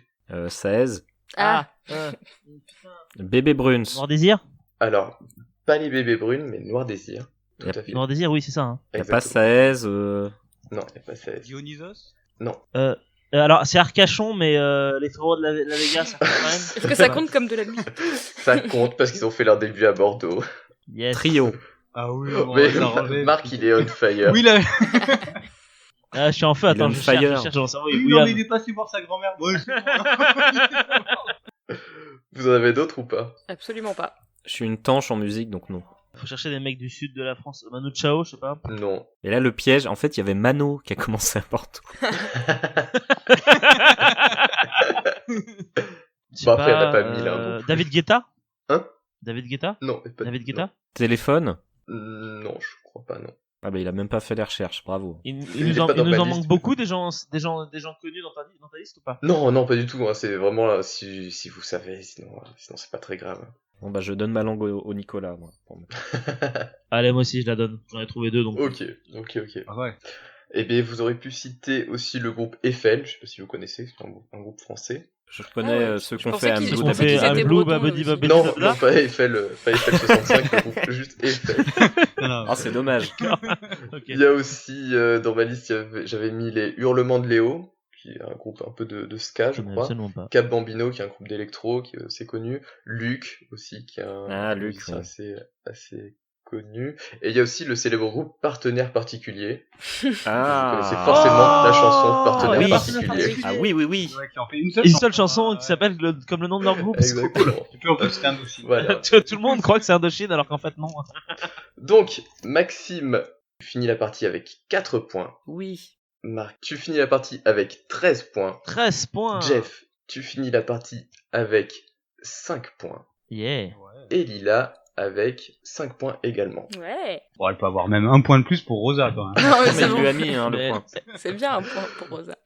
Seb, j'ai 0 points. J'espère que j'ai pas zappé j'avais la annoncé. réponse. Mais c'est pas grave, on va faire dans C'est l'ordre. vrai que tu l'avais annoncé au début. Donc Seb. Seb, tu as un niveau touriste. Et encore. Donc je t'encourage vivement à venir passer tes vacances à Bordeaux. Hein. Comme ça, tu apprendras plein de choses. Alors, tu bosses pour l'office de tourisme en fait. Oui, c'est ça, mais en fait, il est sponsorisé. C'est sponsorisé. Mais même pas. C'est juste, c'est pour vous faire découvrir. Il est même Maxime. pas payé. Oui. Tu finis la partie avec 4 points, donc tu as un niveau Alain Juppé, c'est-à-dire que tu aimes la culture, tu aimes un peu Bordeaux, mais c'est pas forcément ta passion première, tu dois aussi aimer l'argent, la politique, ou Ah, le je préfère pouvoir, être touriste, plus que- finalement. Surtout que la l'argent. ville. L'argent en premier. J'aime beaucoup l'argent. J'apprécie énormément l'argent, je suis très à droite. D'ailleurs, je suis abonné au Figaro. J'adore le Figaro. Est-ce que tu vas partir en exil aussi ou pas? Il revient après. Voilà. Moi j'ai un tatouage à Alain Juppé. Hein. Voilà. Bah, j'adore cet homme, c'est un peu un modèle pour moi. Ah bah c'est parfait, c'est parfait. Alors Jeff et Lila, vous avez tous les deux 5 points, donc vous avez un niveau Zinedine Zidane. Ouais, Donc ouais. vous êtes probablement des Bordelais un Classe. peu de passage, vous connaissez 2-3 trucs, mais pour vous, Bordeaux c'est pas votre spécialité, peut-être qu'il serait temps d'y venir ou même d'y revenir si vous y avez déjà été. Niveau Zizou, c'est bien. Zizou Et sur 20. Marc, tu gagnes ce quiz avec 13 points et tu as un niveau Montesquieu. Donc la culture, Oh. tu en as et l'histoire, tu la connais bien. Donc félicitations. Comme Montesquieu, tu connais très bien cette ville et ses secrets. Mais c'est également peut-être le cas pour d'autres villes en France. Donc tu peux être fier de ton savoir et de tes capacités Bravo de Marc. réflexion. Applaudissons-le. Encore une fois, Mais il faut quand même félicitations. retourner à Bordeaux pour apprendre encore plus de choses sur cette magnifique ville. C'est clair. Merci pour ton quiz, Nico. C'était waouh, c'était intense. Oui, j'espère que ça vous a plu. C'est Ouais, grave. c'était vraiment cool. Beaucoup merci Nico pour nous avoir fait découvrir Merci la ville de Bordeaux. merci à vous. J'adore ton concept. C'est un concept qui est cool, qui est novateur, qui est chouettos, qui est participatif. Donc franchement, j'ai envie de t'applaudir. Je peux pas parce que tu tiens un micro dans les mains, mais le cœur y est énormément. Merci. Je vous propose du coup qu'on passe sur complètement autre chose, que Maxime nous fasse sa chronique surprise parce qu'il ne sait pas encore réellement de quoi il va parler car il a écrit trop de chroniques ces derniers temps. Voilà, les insomnies, hein, ça, c'est très productif chez moi. Eh oui, j'en ai peur. Alors du coup, vu qu'on a parlé un petit peu de dragons, tout ça, machin, j'ai pris une décision, hein, voilà. Je vais vous parler d'un jeu vidéo, donc. Et dans le jeu lequel je vous parle, il y a un des protagonistes qui se nomme Tarrasque, pour faire un petit rappel par rapport à la chronique de Lila. Ouais. Donc c'est en même temps, ce sont des jeux qui sont très très culturellement, ils vont piocher un petit peu de partout. Donc finalement, la dernière fois, je vous avais parlé d'un RPG japonais de niche, hein, pour ceux qui ont écouté ma chronique. Alors bon, pour ceux qui sont présents, elle est pas encore montée, mais bon, voilà. Il me semble que c'était avec Nicolas également. Je ne suis plus Ouais. sûr. La chronique sur Ouais. Persona. Donc Persona, Tout à fait. hein, qui est un RPG japonais de niche, mais cette fois-ci, je vais aller plutôt dans le mainstream avec mon tout premier RPG japonais, Final Fantasy 9 sur PlayStation 1. Alors déjà, est-ce que vous connaissez un petit peu Final Fantasy? De nom principalement. Alors oui, hein, Un enfin, peu. tout le monde connaît. Enfin, c'est assez répandu quand même, non Final Fantasy. Moi j'ai joué au 10. Oui, bah c'est déjà bien, hein. Je veux dire, il y a pas de honte, il y a pas de mauvais choix, hein. Mais voilà, c'est souvent un truc que même si on n'a pas forcément joué au jeu, on connaît de nom parce que c'est quand même pas mal connu. Donc tout d'abord, Il y a les films aussi, non il y a un film, oui. Enfin, il y en a deux techniquement, mais il y en a un c'est Deux, le ouais. jeu, donc c'est plus compliqué. Mais effectivement, il y a le film Final Fantasy, les créatures de l'esprit, qui a d'ailleurs foutu la boîte tellement dans la merde qu'ils ont failli mettre la clé sous la porte. Mais bon, ça c'est une autre histoire. Donc déjà, comme vous avez entendu, j'ai parlé de RPG japonais. Donc RPG, donc role-playing game. Et c'est quoi du coup un RPG japonais? Et pourquoi je précise japonais? Donc RPG, du coup, déjà, qu'est-ce que c'est ? C'est donc un type de jeu vidéo qui reprend les codes du jeu de rôle papier, donc statistiques et choix de dialogue. Alors pourquoi faire la distinction finalement entre occidental et japonais en termes de jeu de rôle ? Eh bien finalement, le jeu de rôle occidental, finalement, il a souvent plus de liberté. Il s'assiera souvent finalement de prendre des décisions qui changeront la trame. Les exemples sont plutôt connus, par exemple Baldur's Gate, Elder Scrolls, Fallout. Donc tout ça, c'est des jeux où vraiment il y a des choix moraux qui sont importants et qui vont impacter vraiment l'histoire. Alors que finalement, pour les jeux de rôle japonais, au contraire, les libertés seront limitées, les choix sont moins importants. Mais du coup, vous me direz, c'est moins intéressant. Eh ben oui et non. La trame est peut-être moins libre, mais cela permet d'avoir un message et un développement de personnage plus fluide, car moins de choses dépendent du joueur. Personnellement, j'aime beaucoup les deux types, j'ai pas de préférence, je voulais juste préciser qu'il y a quand même une différence, voilà.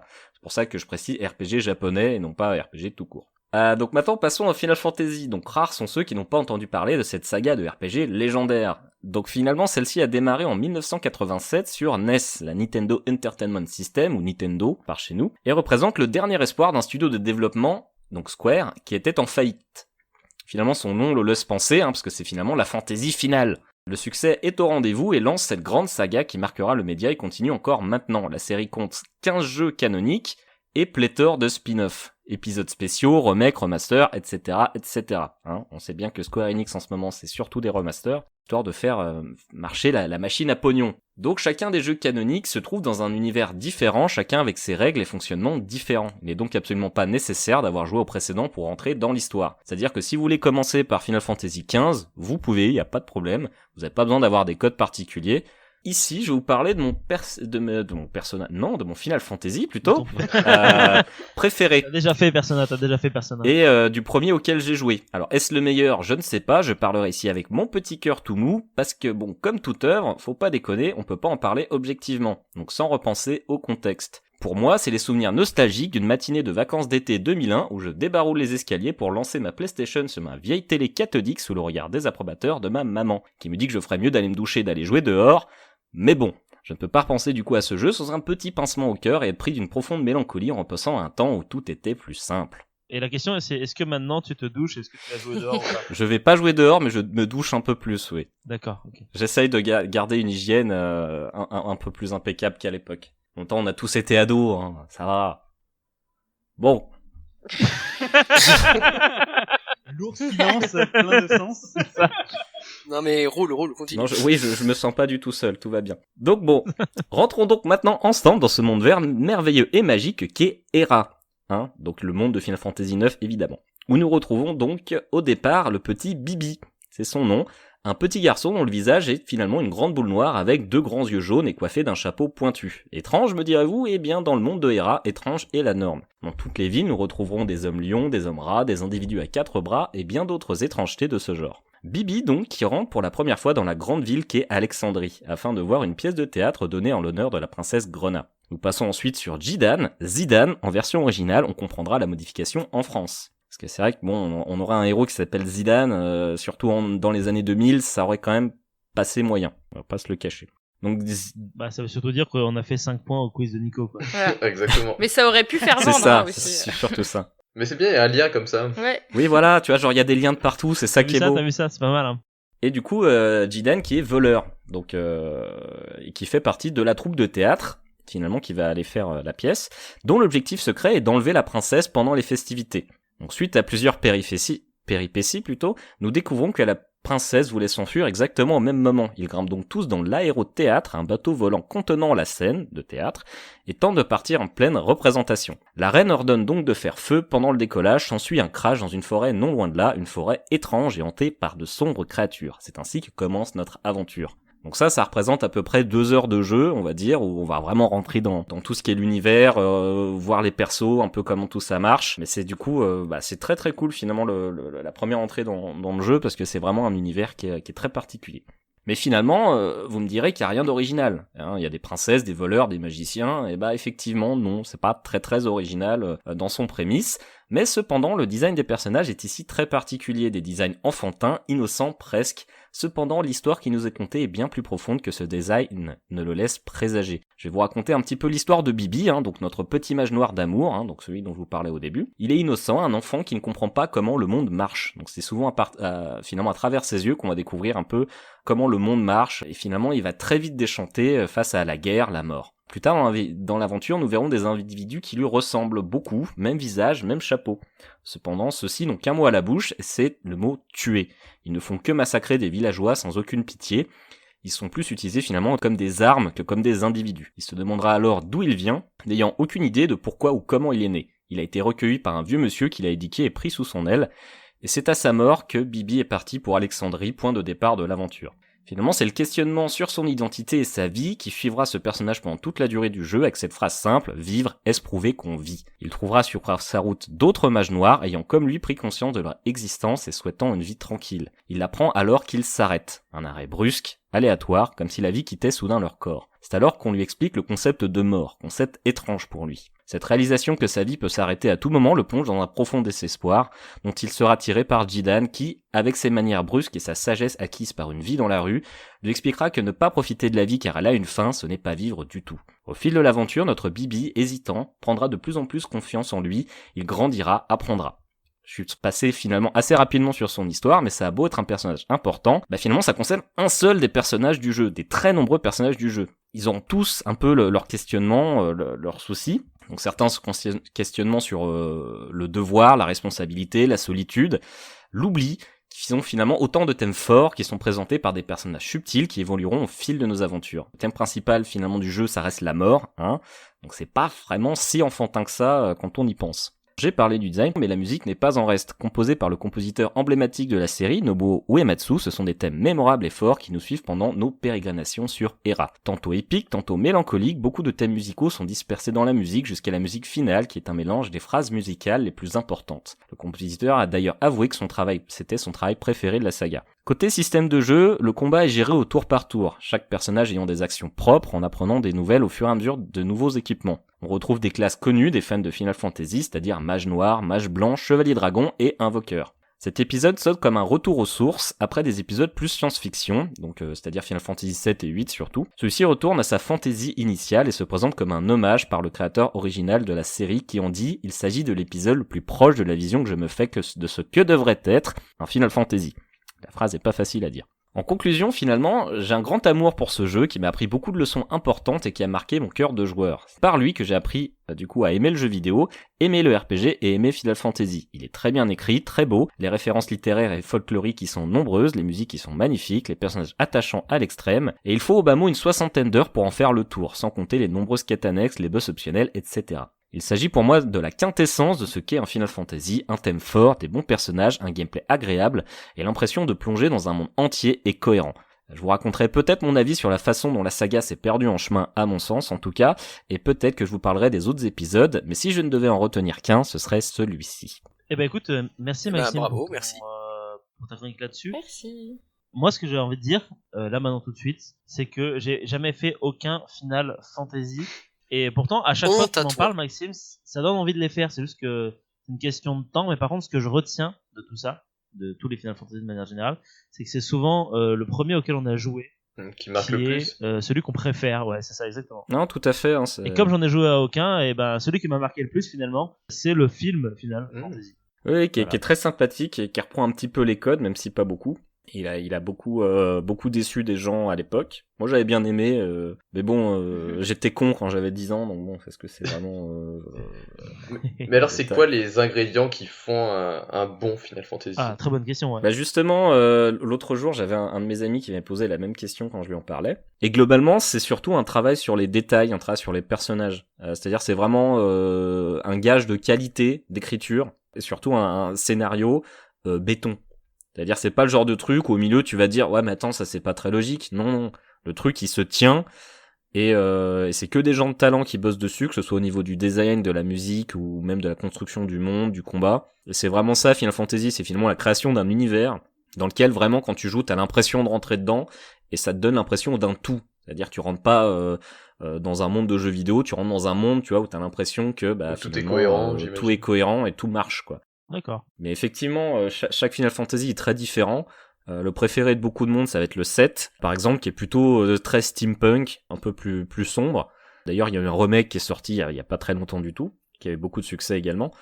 Mais là où du coup Final Fantasy VII par exemple avait vraiment une trame qui se basait plutôt sur l'écologie, c'est-à-dire le rapport à la planète, la manière dont les humains ont tendance à détruire la planète, tout ça. Le 8 ça va être plutôt une histoire de responsabilité, une histoire un peu d'amour sur le fait finalement le destin, tout ça. Et là le 9 que je vous ai dit c'est vraiment la mort en fait. Dans le sens où l'antagoniste principal finalement s'il fait tout ça c'est une espèce de peur de la mort et c'est vraiment un thème qui reste très présent tout au long de l'aventure. Et je vois que Seb clignote depuis tout à l'heure. Tu veux nous dire quelque chose, Seb? Oui, non, fun fact, il se trouve que je suis aussi un très grand amateur de la saga Final Fantasy. Et comme notre ami, FF9 ça a été mon premier FF et c'est aussi mon préféré. Ah, donc voilà, un homme de bon et merci. Non mais comme quoi, ça veut bien dire ce que j'ai dit tout à l'heure. Oui, non, c'est très souvent le cas. Pour revenir un peu sur ce que tu disais, FF9, oui, c'est vraiment le FF où tout le jeu et tous les personnages incarnent un petit peu cette idée de mort et de renaissance et de mort qui fait partie intégrante de la vie. Non, ouais, je ne dis pas que de la merde. Donc du coup, si je comprends bien, là, on a quand même 2 fans du coup de Final Fantasy 9. Ouais. Et la question que je me pose, c'est toi, Jeff, ton Final Fantasy préféré, c'est le. C'est un jeu aucun comme moi. Comme moi. Okay. On est à 2-9, 2 rien du tout. Lila, t'es rien du tout aussi ou t'en as fait un? Donc 3 rien du tout. Et toi, Nico, t'es plutôt 7, non? Non, moi en fait j'ai joué que au 10 et j'ai jamais fini. Voilà. Donc non, mais après, oui, y a aucun mal à ça, hein, sachant qu'il y a des gens qui ont le droit aussi de pas aimer. Hein. Ah non, mais oui. C'est pas forcément. Je me souviens d'à l'époque d'une émission sur Game One où il y a avait Marcus qui avait démonté le jeu en disant c'est totalement con de faire un truc en tour par tour. C'est je vais te taper, à moi, à toi, à moi, à toi. C'est totalement con. Ça me rappelle Heroes, The Might of Magic surtout, mais. Moi, ça me rappelle Chrono Trigger aussi. Voilà, Chrono Trigger, oui, ça en même temps.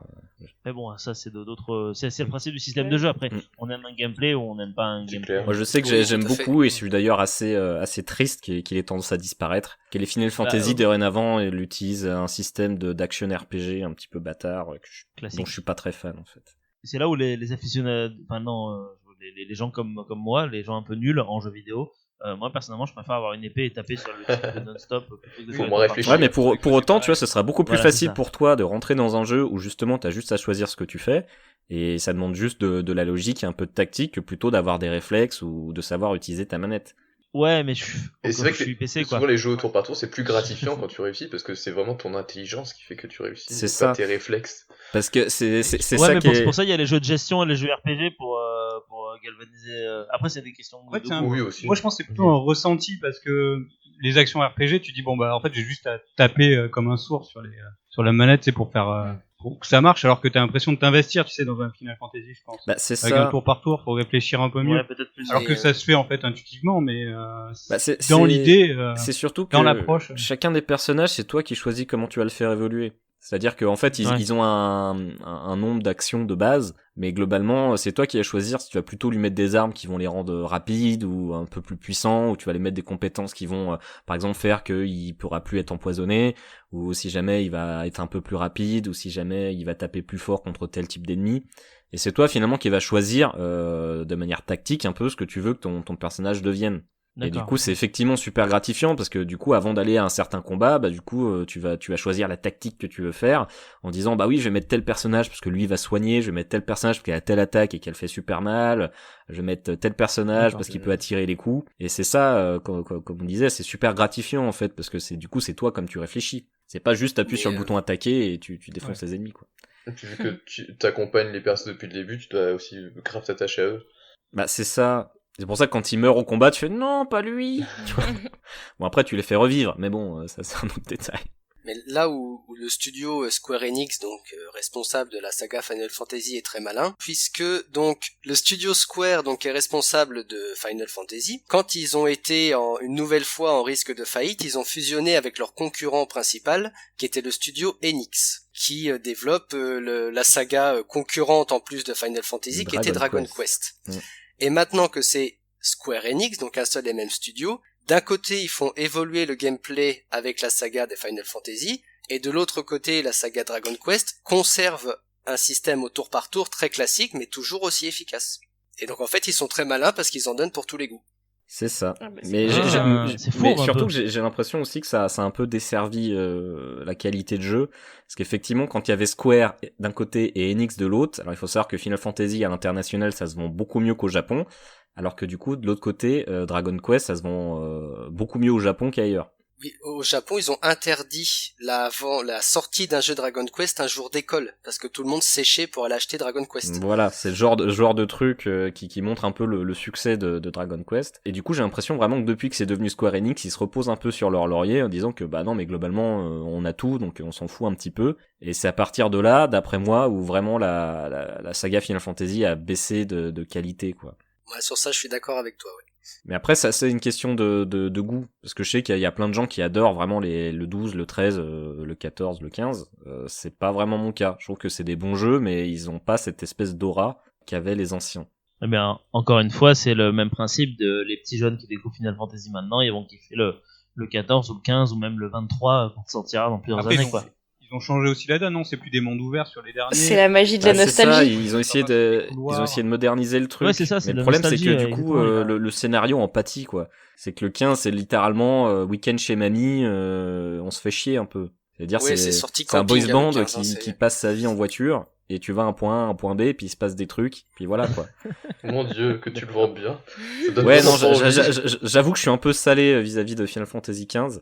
Alors, il faut savoir que pour raconter l'histoire de Final Fantasy XV, il était censé sortir sur PlayStation 3.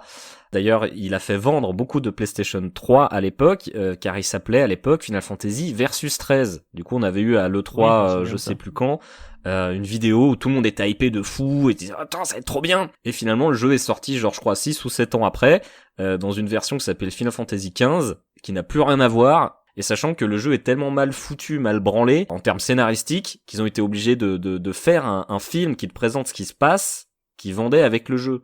Ah oui, c'est Parce que vrai, si tu joues juste au jeu, en fait, tu sais pas qui est qui, tu sais pas ils sont où, tu sais pas ce qui se passe et tu t'en branles, en fait. Et pour moi, c'est très maladroit. J'en ai pas gardé une... Moi, je suis même pas certain de l'avoir vu. Mais c'est, je vais rebondir là-dessus et parler de quelque chose que je connais. C'est quelque chose lié à une époque, même plus qu'à un mode de jeu. C'est l'exemple qui me vient en tête, c'est Alien Covenant là. Je sais pas si vous vous souvenez, mais avant que le film sorte, ils ont sorti plein de petites vidéos YouTube annexes pour combler les trous de scénario qu'il y avait dans le film. Ouais, c'est ça. Mais de plus en plus, c'est pareil avec Star Wars et puis qui vont vendre des bouquins. Ça fait de plus en plus ouais, mais attends, pour Star Wars, c'est autre chose. Ça a toujours été le cas de combler les trous de scénario de Star Wars. Non. Il y a combler des mystères de l'histoire pour les expliquer et combler des trous de scénario. C'est quand même deux choses différentes. Oui, c'est pas faux. Mais en tout cas, c'est quelque chose de très récent en ce moment de balancer des vidéos virales pour à la fois de faire de la pub et en même temps pour que quand le mec voit le film, on dise ah non, mais t'as pas vu la vidéo YouTube où on t'explique que en fait David il est sur la planète depuis 40 000 ans et il a transformé des. Enfin, bref. Oui, ça non, s'il te plaît, non. C'est que le temps avance malheureusement, les amis. Et le temps parfois joue contre nous. Car si FF9 est lié à la mort, le temps, lui, nous y amène inexorablement, malheureusement. Mais... Oh, c'est beau. C'est triste. Tu veux nous dire que t'as rendez-vous chez le médecin, c'est ça? Non, c'est pas encore. J'ai encore un peu de temps. Mais par contre... Il va lancer un débat sur le temps. Par contre, qu'est-ce que le temps? C'est même pas un débat sur le temps. En fait, j'ai vu qu'on va avoir plein de petits nouveaux dans les émissions à venir, normalement en tout cas, hein, puisque vous êtes, toi, Jeff et Seb sont un petit peu la petite relève qui vient tester sans forcément faire de chronique, mais en tout cas pour participer. Je me suis dit quoi de mieux que pour faire participer des gens qui ne font pas de chronique que de relancer les petits débats. Alors parmi nous il n'y a aucun réel ancien, mais fut un temps lors du pilote il y avait eu beaucoup de débats. Naguère. Est-ce que tu veux venir quelques instants juste pour expliquer qu'il y avait des débats avant? C'est qui? Vous m'entendez tous? Oui. Lors du premier, effectivement, lors du pilote de cette émission, on avait commencé à faire un débat en fait entre chaque rubrique. Et c'était fort intéressant. Ça permet de se connaître, ça permet aussi de lancer d'autres idées pour les émissions suivantes. Donc voilà. Et donc du coup, l'idée c'est de recommencer un petit peu ça puisqu'on est nombreux et que certaines personnes n'ont rien préparé. Parce que pour le pilote, justement, il y avait que Alexandre qui était venu avec une chronique et donc du coup, il avait fallu combler avec des débats. Et ce que je vous propose donc, c'est de lancer un débat. La personne que vous venez d'entendre, c'est notre colocataire, à Raphaël et à moi, Cécile, qui est une personne qui est fantastique, et que vous pouvez vous abonner sur son Instagram Marmotte. Voilà, abonnez-vous. Et n'oubliez pas aussi de donner sur sa page Tipeee. Mon Dieu, ce marketing. Pour qu'elle puisse payer le loyer. Dans marketing, la marque. Non. Donc du coup, je propose un petit débat. J'en ai noté plusieurs. On va faire le premier parce que je pense qu'il est facile et que tout le monde sera plus ou moins d'accord. Ce que je vous propose comme question, et qu'on réponde un peu les uns après les autres pour que tout le monde ait la parole, c'est: le mensonge est-il inacceptable ou un bien nécessaire? C'est qui commence? Oui et non. Ça a l'air de vous inspirer de fou. J'en ai d'autres, si vous voulez, on change. J'en ai plein d'autres. C'est sympa là pour la fin de. Non, moi je trouve ça intéressant. Il y avait une bonne ambiance. D'un coup, et je l'ai cassé. Mais c'est parce qu'en fait, je savais pas comme je savais pas combien de temps le jeu de Nico durait, je savais pas si on aurait le temps de faire un débat ou pas à la fin. Je trouve qu'on a le temps, donc je me suis dit allez, pourquoi pas. Est-ce que quelqu'un a une idée de réponse, ou est-ce que vous voulez que je voulais un autre débat parce que non, moi j'ai bien envie d'en parler. Étant donné que je suis en train de faire une partie de loup-garou en ligne, c'est une question que je me pose tout le temps. C'est vrai? Oui. Parce que tu vois, au loup-garou, on s'attache aux gens, on crée des liens, mais en même temps, t'es jamais sûr de qui t'as affaire. Donc, bah oui, c'est ça. C'est vrai que tu mens pour à la fois te protéger, et puis certains, tu sais pas s'ils mentent ou pas, donc par défaut, toi, sa position, c'est... Enfin, moi, je sais que je me dis, tout ce que quelqu'un me dit, ça se trouve, c'est un mensonge, et je vais après chercher à savoir si c'est vrai ou pas. Donc c'est vrai que cette position, elle est assez complexe. C'est une position de mentir, ou ne serait-ce en tout cas mentir par omission pour se protéger presque c'est plus ça. De la peur finalement de ce que l'autre peut t'amener. Oui, parce que ce soit du coup dans un jeu ou même dans la vraie vie, c'est-à-dire qu'une personne qui t'est totalement inconnue, tu ne vas pas tout dévoiler de toi-même, et tu vas en tout cas omettre peut-être une partie de toi pour ne pas que la personne, si jamais t'es un peu trop paranoïaque, s'en serve par exemple, ou s'enfuit. C'est clair. Jeff, t'as quelque chose à rajouter là-dessus? Ah non. Est-ce qu'il y a des gens qui ont des choses à rajouter là-dessus, ou est-ce que oui, moi j'ai bien envie d'en parler un petit peu. Vas-y. Moi je sais que mon rapport au mensonge, c'est que j'aime pas mentir globalement. J'aime pas ça, mais même si j'y arrive très bien, hein, mais c'est juste que j'aime pas, ça m'emmerde. Ouais. Mais après, le truc c'est que est-ce que les mensonges c'est un mal nécessaire? Alors j'ai envie de dire, le mensonge c'est pas nécessairement un mal en soi. Oui, d'ailleurs, j'ai même dit pas mal, j'ai dit un bien nécessaire parfois. Ouais, mais parce qu'en fait, il faut savoir que déjà, il y a des mensonges qu'on se dit à nous-mêmes, parce qu'on se ment très souvent à nous-mêmes. Quand on se dit devant la glace, ben non, mais tu peux y arriver. Au fond de nous, on sait qu'on peut pas, mais c'est important qu'on s'entende le dise. Ah oui. Yes. Non, mais voilà. Mais dans le sens, finalement, c'est ça le truc, c'est qu'il y a des mensonges qui sont pas forcément mauvais, dans le sens où quand on dit à quelqu'un de malade que ça va aller mieux et qui va aller mieux, on en sait rien, mais c'est des mensonges qu'on a besoin d'entendre. Mais c'est des mensonges qui font du bien, oui. C'est ça. Et du coup, le truc, la vraie question, c'est ça, c'est que est-ce que des fois mentir par simplicité pour faire du bien à l'autre, est-ce que c'est toujours une bonne chose, ou est-ce que une honnêteté sans tact, sans filtre, est-ce que vraiment c'est une bonne chose? Alors moi, je sais que j'ai tendance à être douloureusement honnête avec mon entourage, mais pour autant, des fois ça me fait beaucoup de mal justement d'être honnête, parce que justement j'aurais préféré mentir, j'aurais préféré dire des choses qui font du bien plutôt que d'être méchant, on va dire. Mais c'est pour ça que du coup, je vois pas le mensonge comme quelque chose de diamétralement mal. Après, dans une vie en société comme la nôtre, on peut pas s'en sortir sans mensonge. Si tout le monde était honnête, ce serait l'anarchie la plus complète. Parce qu'on vit dans un monde de faux semblants, et sachant que ça me rappelle un petit peu la scène avec Robert Downey Jr. dans Tonnerre sous les tropiques. Au bout d'un moment, à force de mentir, on sait plus ce que c'est que la réalité, quoi. Est-ce qu'on joue un rôle, ou est-ce qu'on joue un acteur qui joue un acteur qui joue un acteur qui joue un acteur? Je ne sais pas. C'est moi, Tug. C'est moi, Tug. Très bien. Alors, Tug, comment? Tug, comment? J'en sais rien. Vous êtes qui? Moi. Qui je suis? Je le sais. Je suis le mec qui interprète le rôle d'un mec déguisé en un autre mec. Quoi? Toi, t'es le mec qui sait pas quel mec il est. Ou alors peut-être que toi, t'es le mec qui sait pas qui il est et qui fait semblant de savoir qui il est. Putain, vous arrêtez vos conneries, les blaireaux! En interprétant le rôle d'un autre mec. Je sais quel mec je suis. T'as la trouille. Quelle trouille? La trouille de quoi? De quoi ou de qui? De qui j'ai la trouille? Les mecs, allez, faut se casser et au trot! La trouille de toi-même.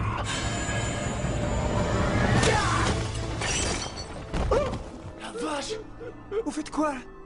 Il y a tous les mecs qui se lâchent. C'est lui qui a raison. J'ai jamais été le sergent Lincoln Osiris. Faut qu'on foute le camp d'ici. Je ne suis pas le père O'Malley. Ni Neil Armstrong.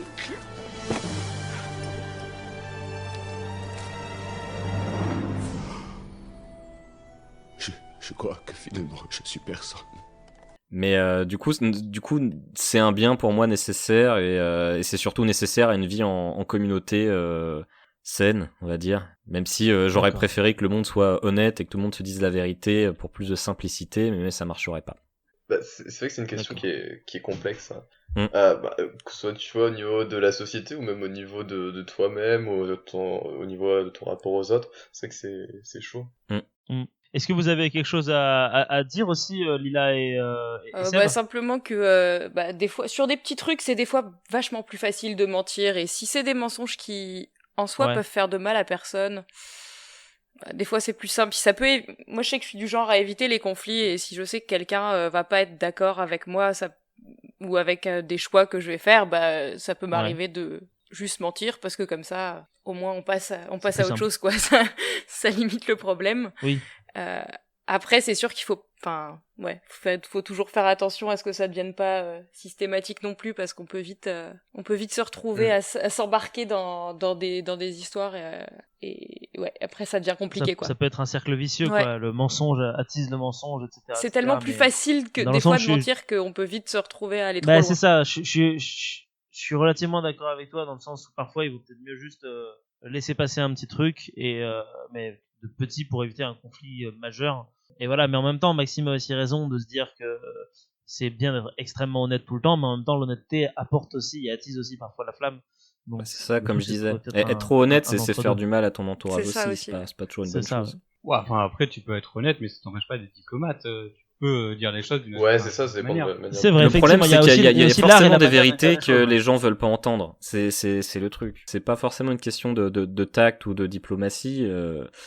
Je sais pas, le truc, il y a certaines vérités qui... Alors après, c'est encore un autre débat de dire, est-ce que une semi-vérité, est-ce que c'est mieux qu'un mensonge?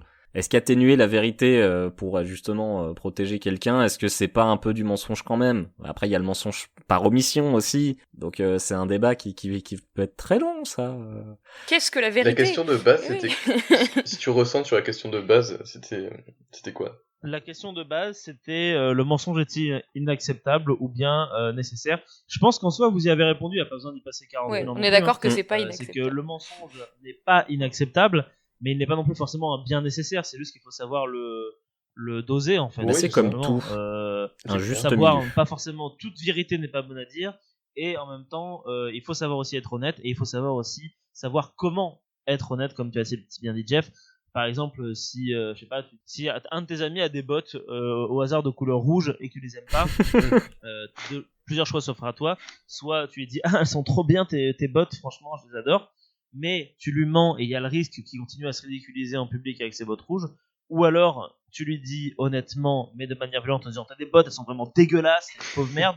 Et là dans ce cas t'es méchant. Ou alors tu lui dis écoute mon ami, je sais que t'aimes bien ces bottes, je pense qu'au fond tu les aimes beaucoup. Mais peut-être que tu ferais mieux de les mettre que de temps en temps quand tu es avec des personnes qui sont bienveillantes avec toi. Et donc merci à How I Met Your Mother pour ces leçons de morale. Et oui, effectivement, tu as bien repéré la référence, Maxime. Merci à toi. Mais je t'en prie. C'est la première rêve qui m'est venue. Ça ne m'étonne même pas de toi. Eh bien, écoutez, les amis, vous avez encore quelque chose à dire sur le mensonge ou pas? Ça va aller. Non, à part que je te trouve très beau. Sauf si on ment. Non, mais en même temps, est-ce que vous dites la vérité? Est-ce un mensonge? Est-ce la vérité? Je ne sais pas.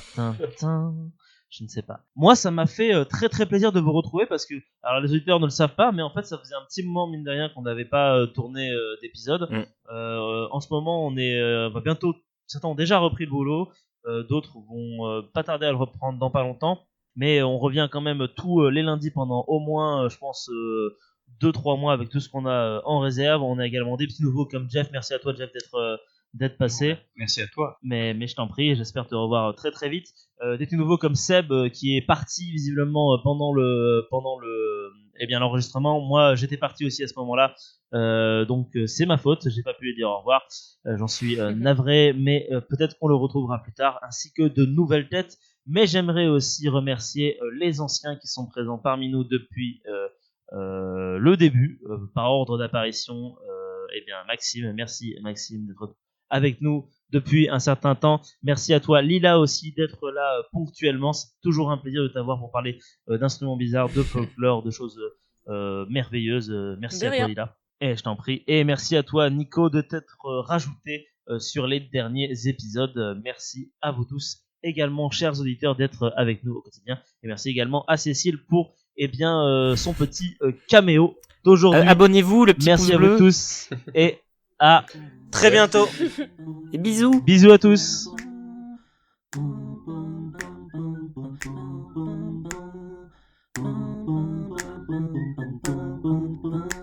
Bon, le temps on s'en fout, le temps on en a. Là il est 15h, ça va. On a encore le temps de faire Maxime, on verra après Maxime si je lance un débat ou pas. Je peux. Ça c'est une autre histoire. Tu peux quoi? Pardon, j'ai le droit de faire ma chronique ou pas? Non. C'est pas... Bah là maintenant que t'as demandé, je sais pas. Non mais si, bien sûr que t'as le droit de faire ta chronique Maxime, bien sûr.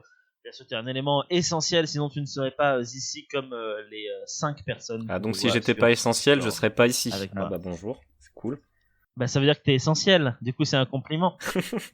Oui mais j'aime bien tout prendre mal ce que tu me dis.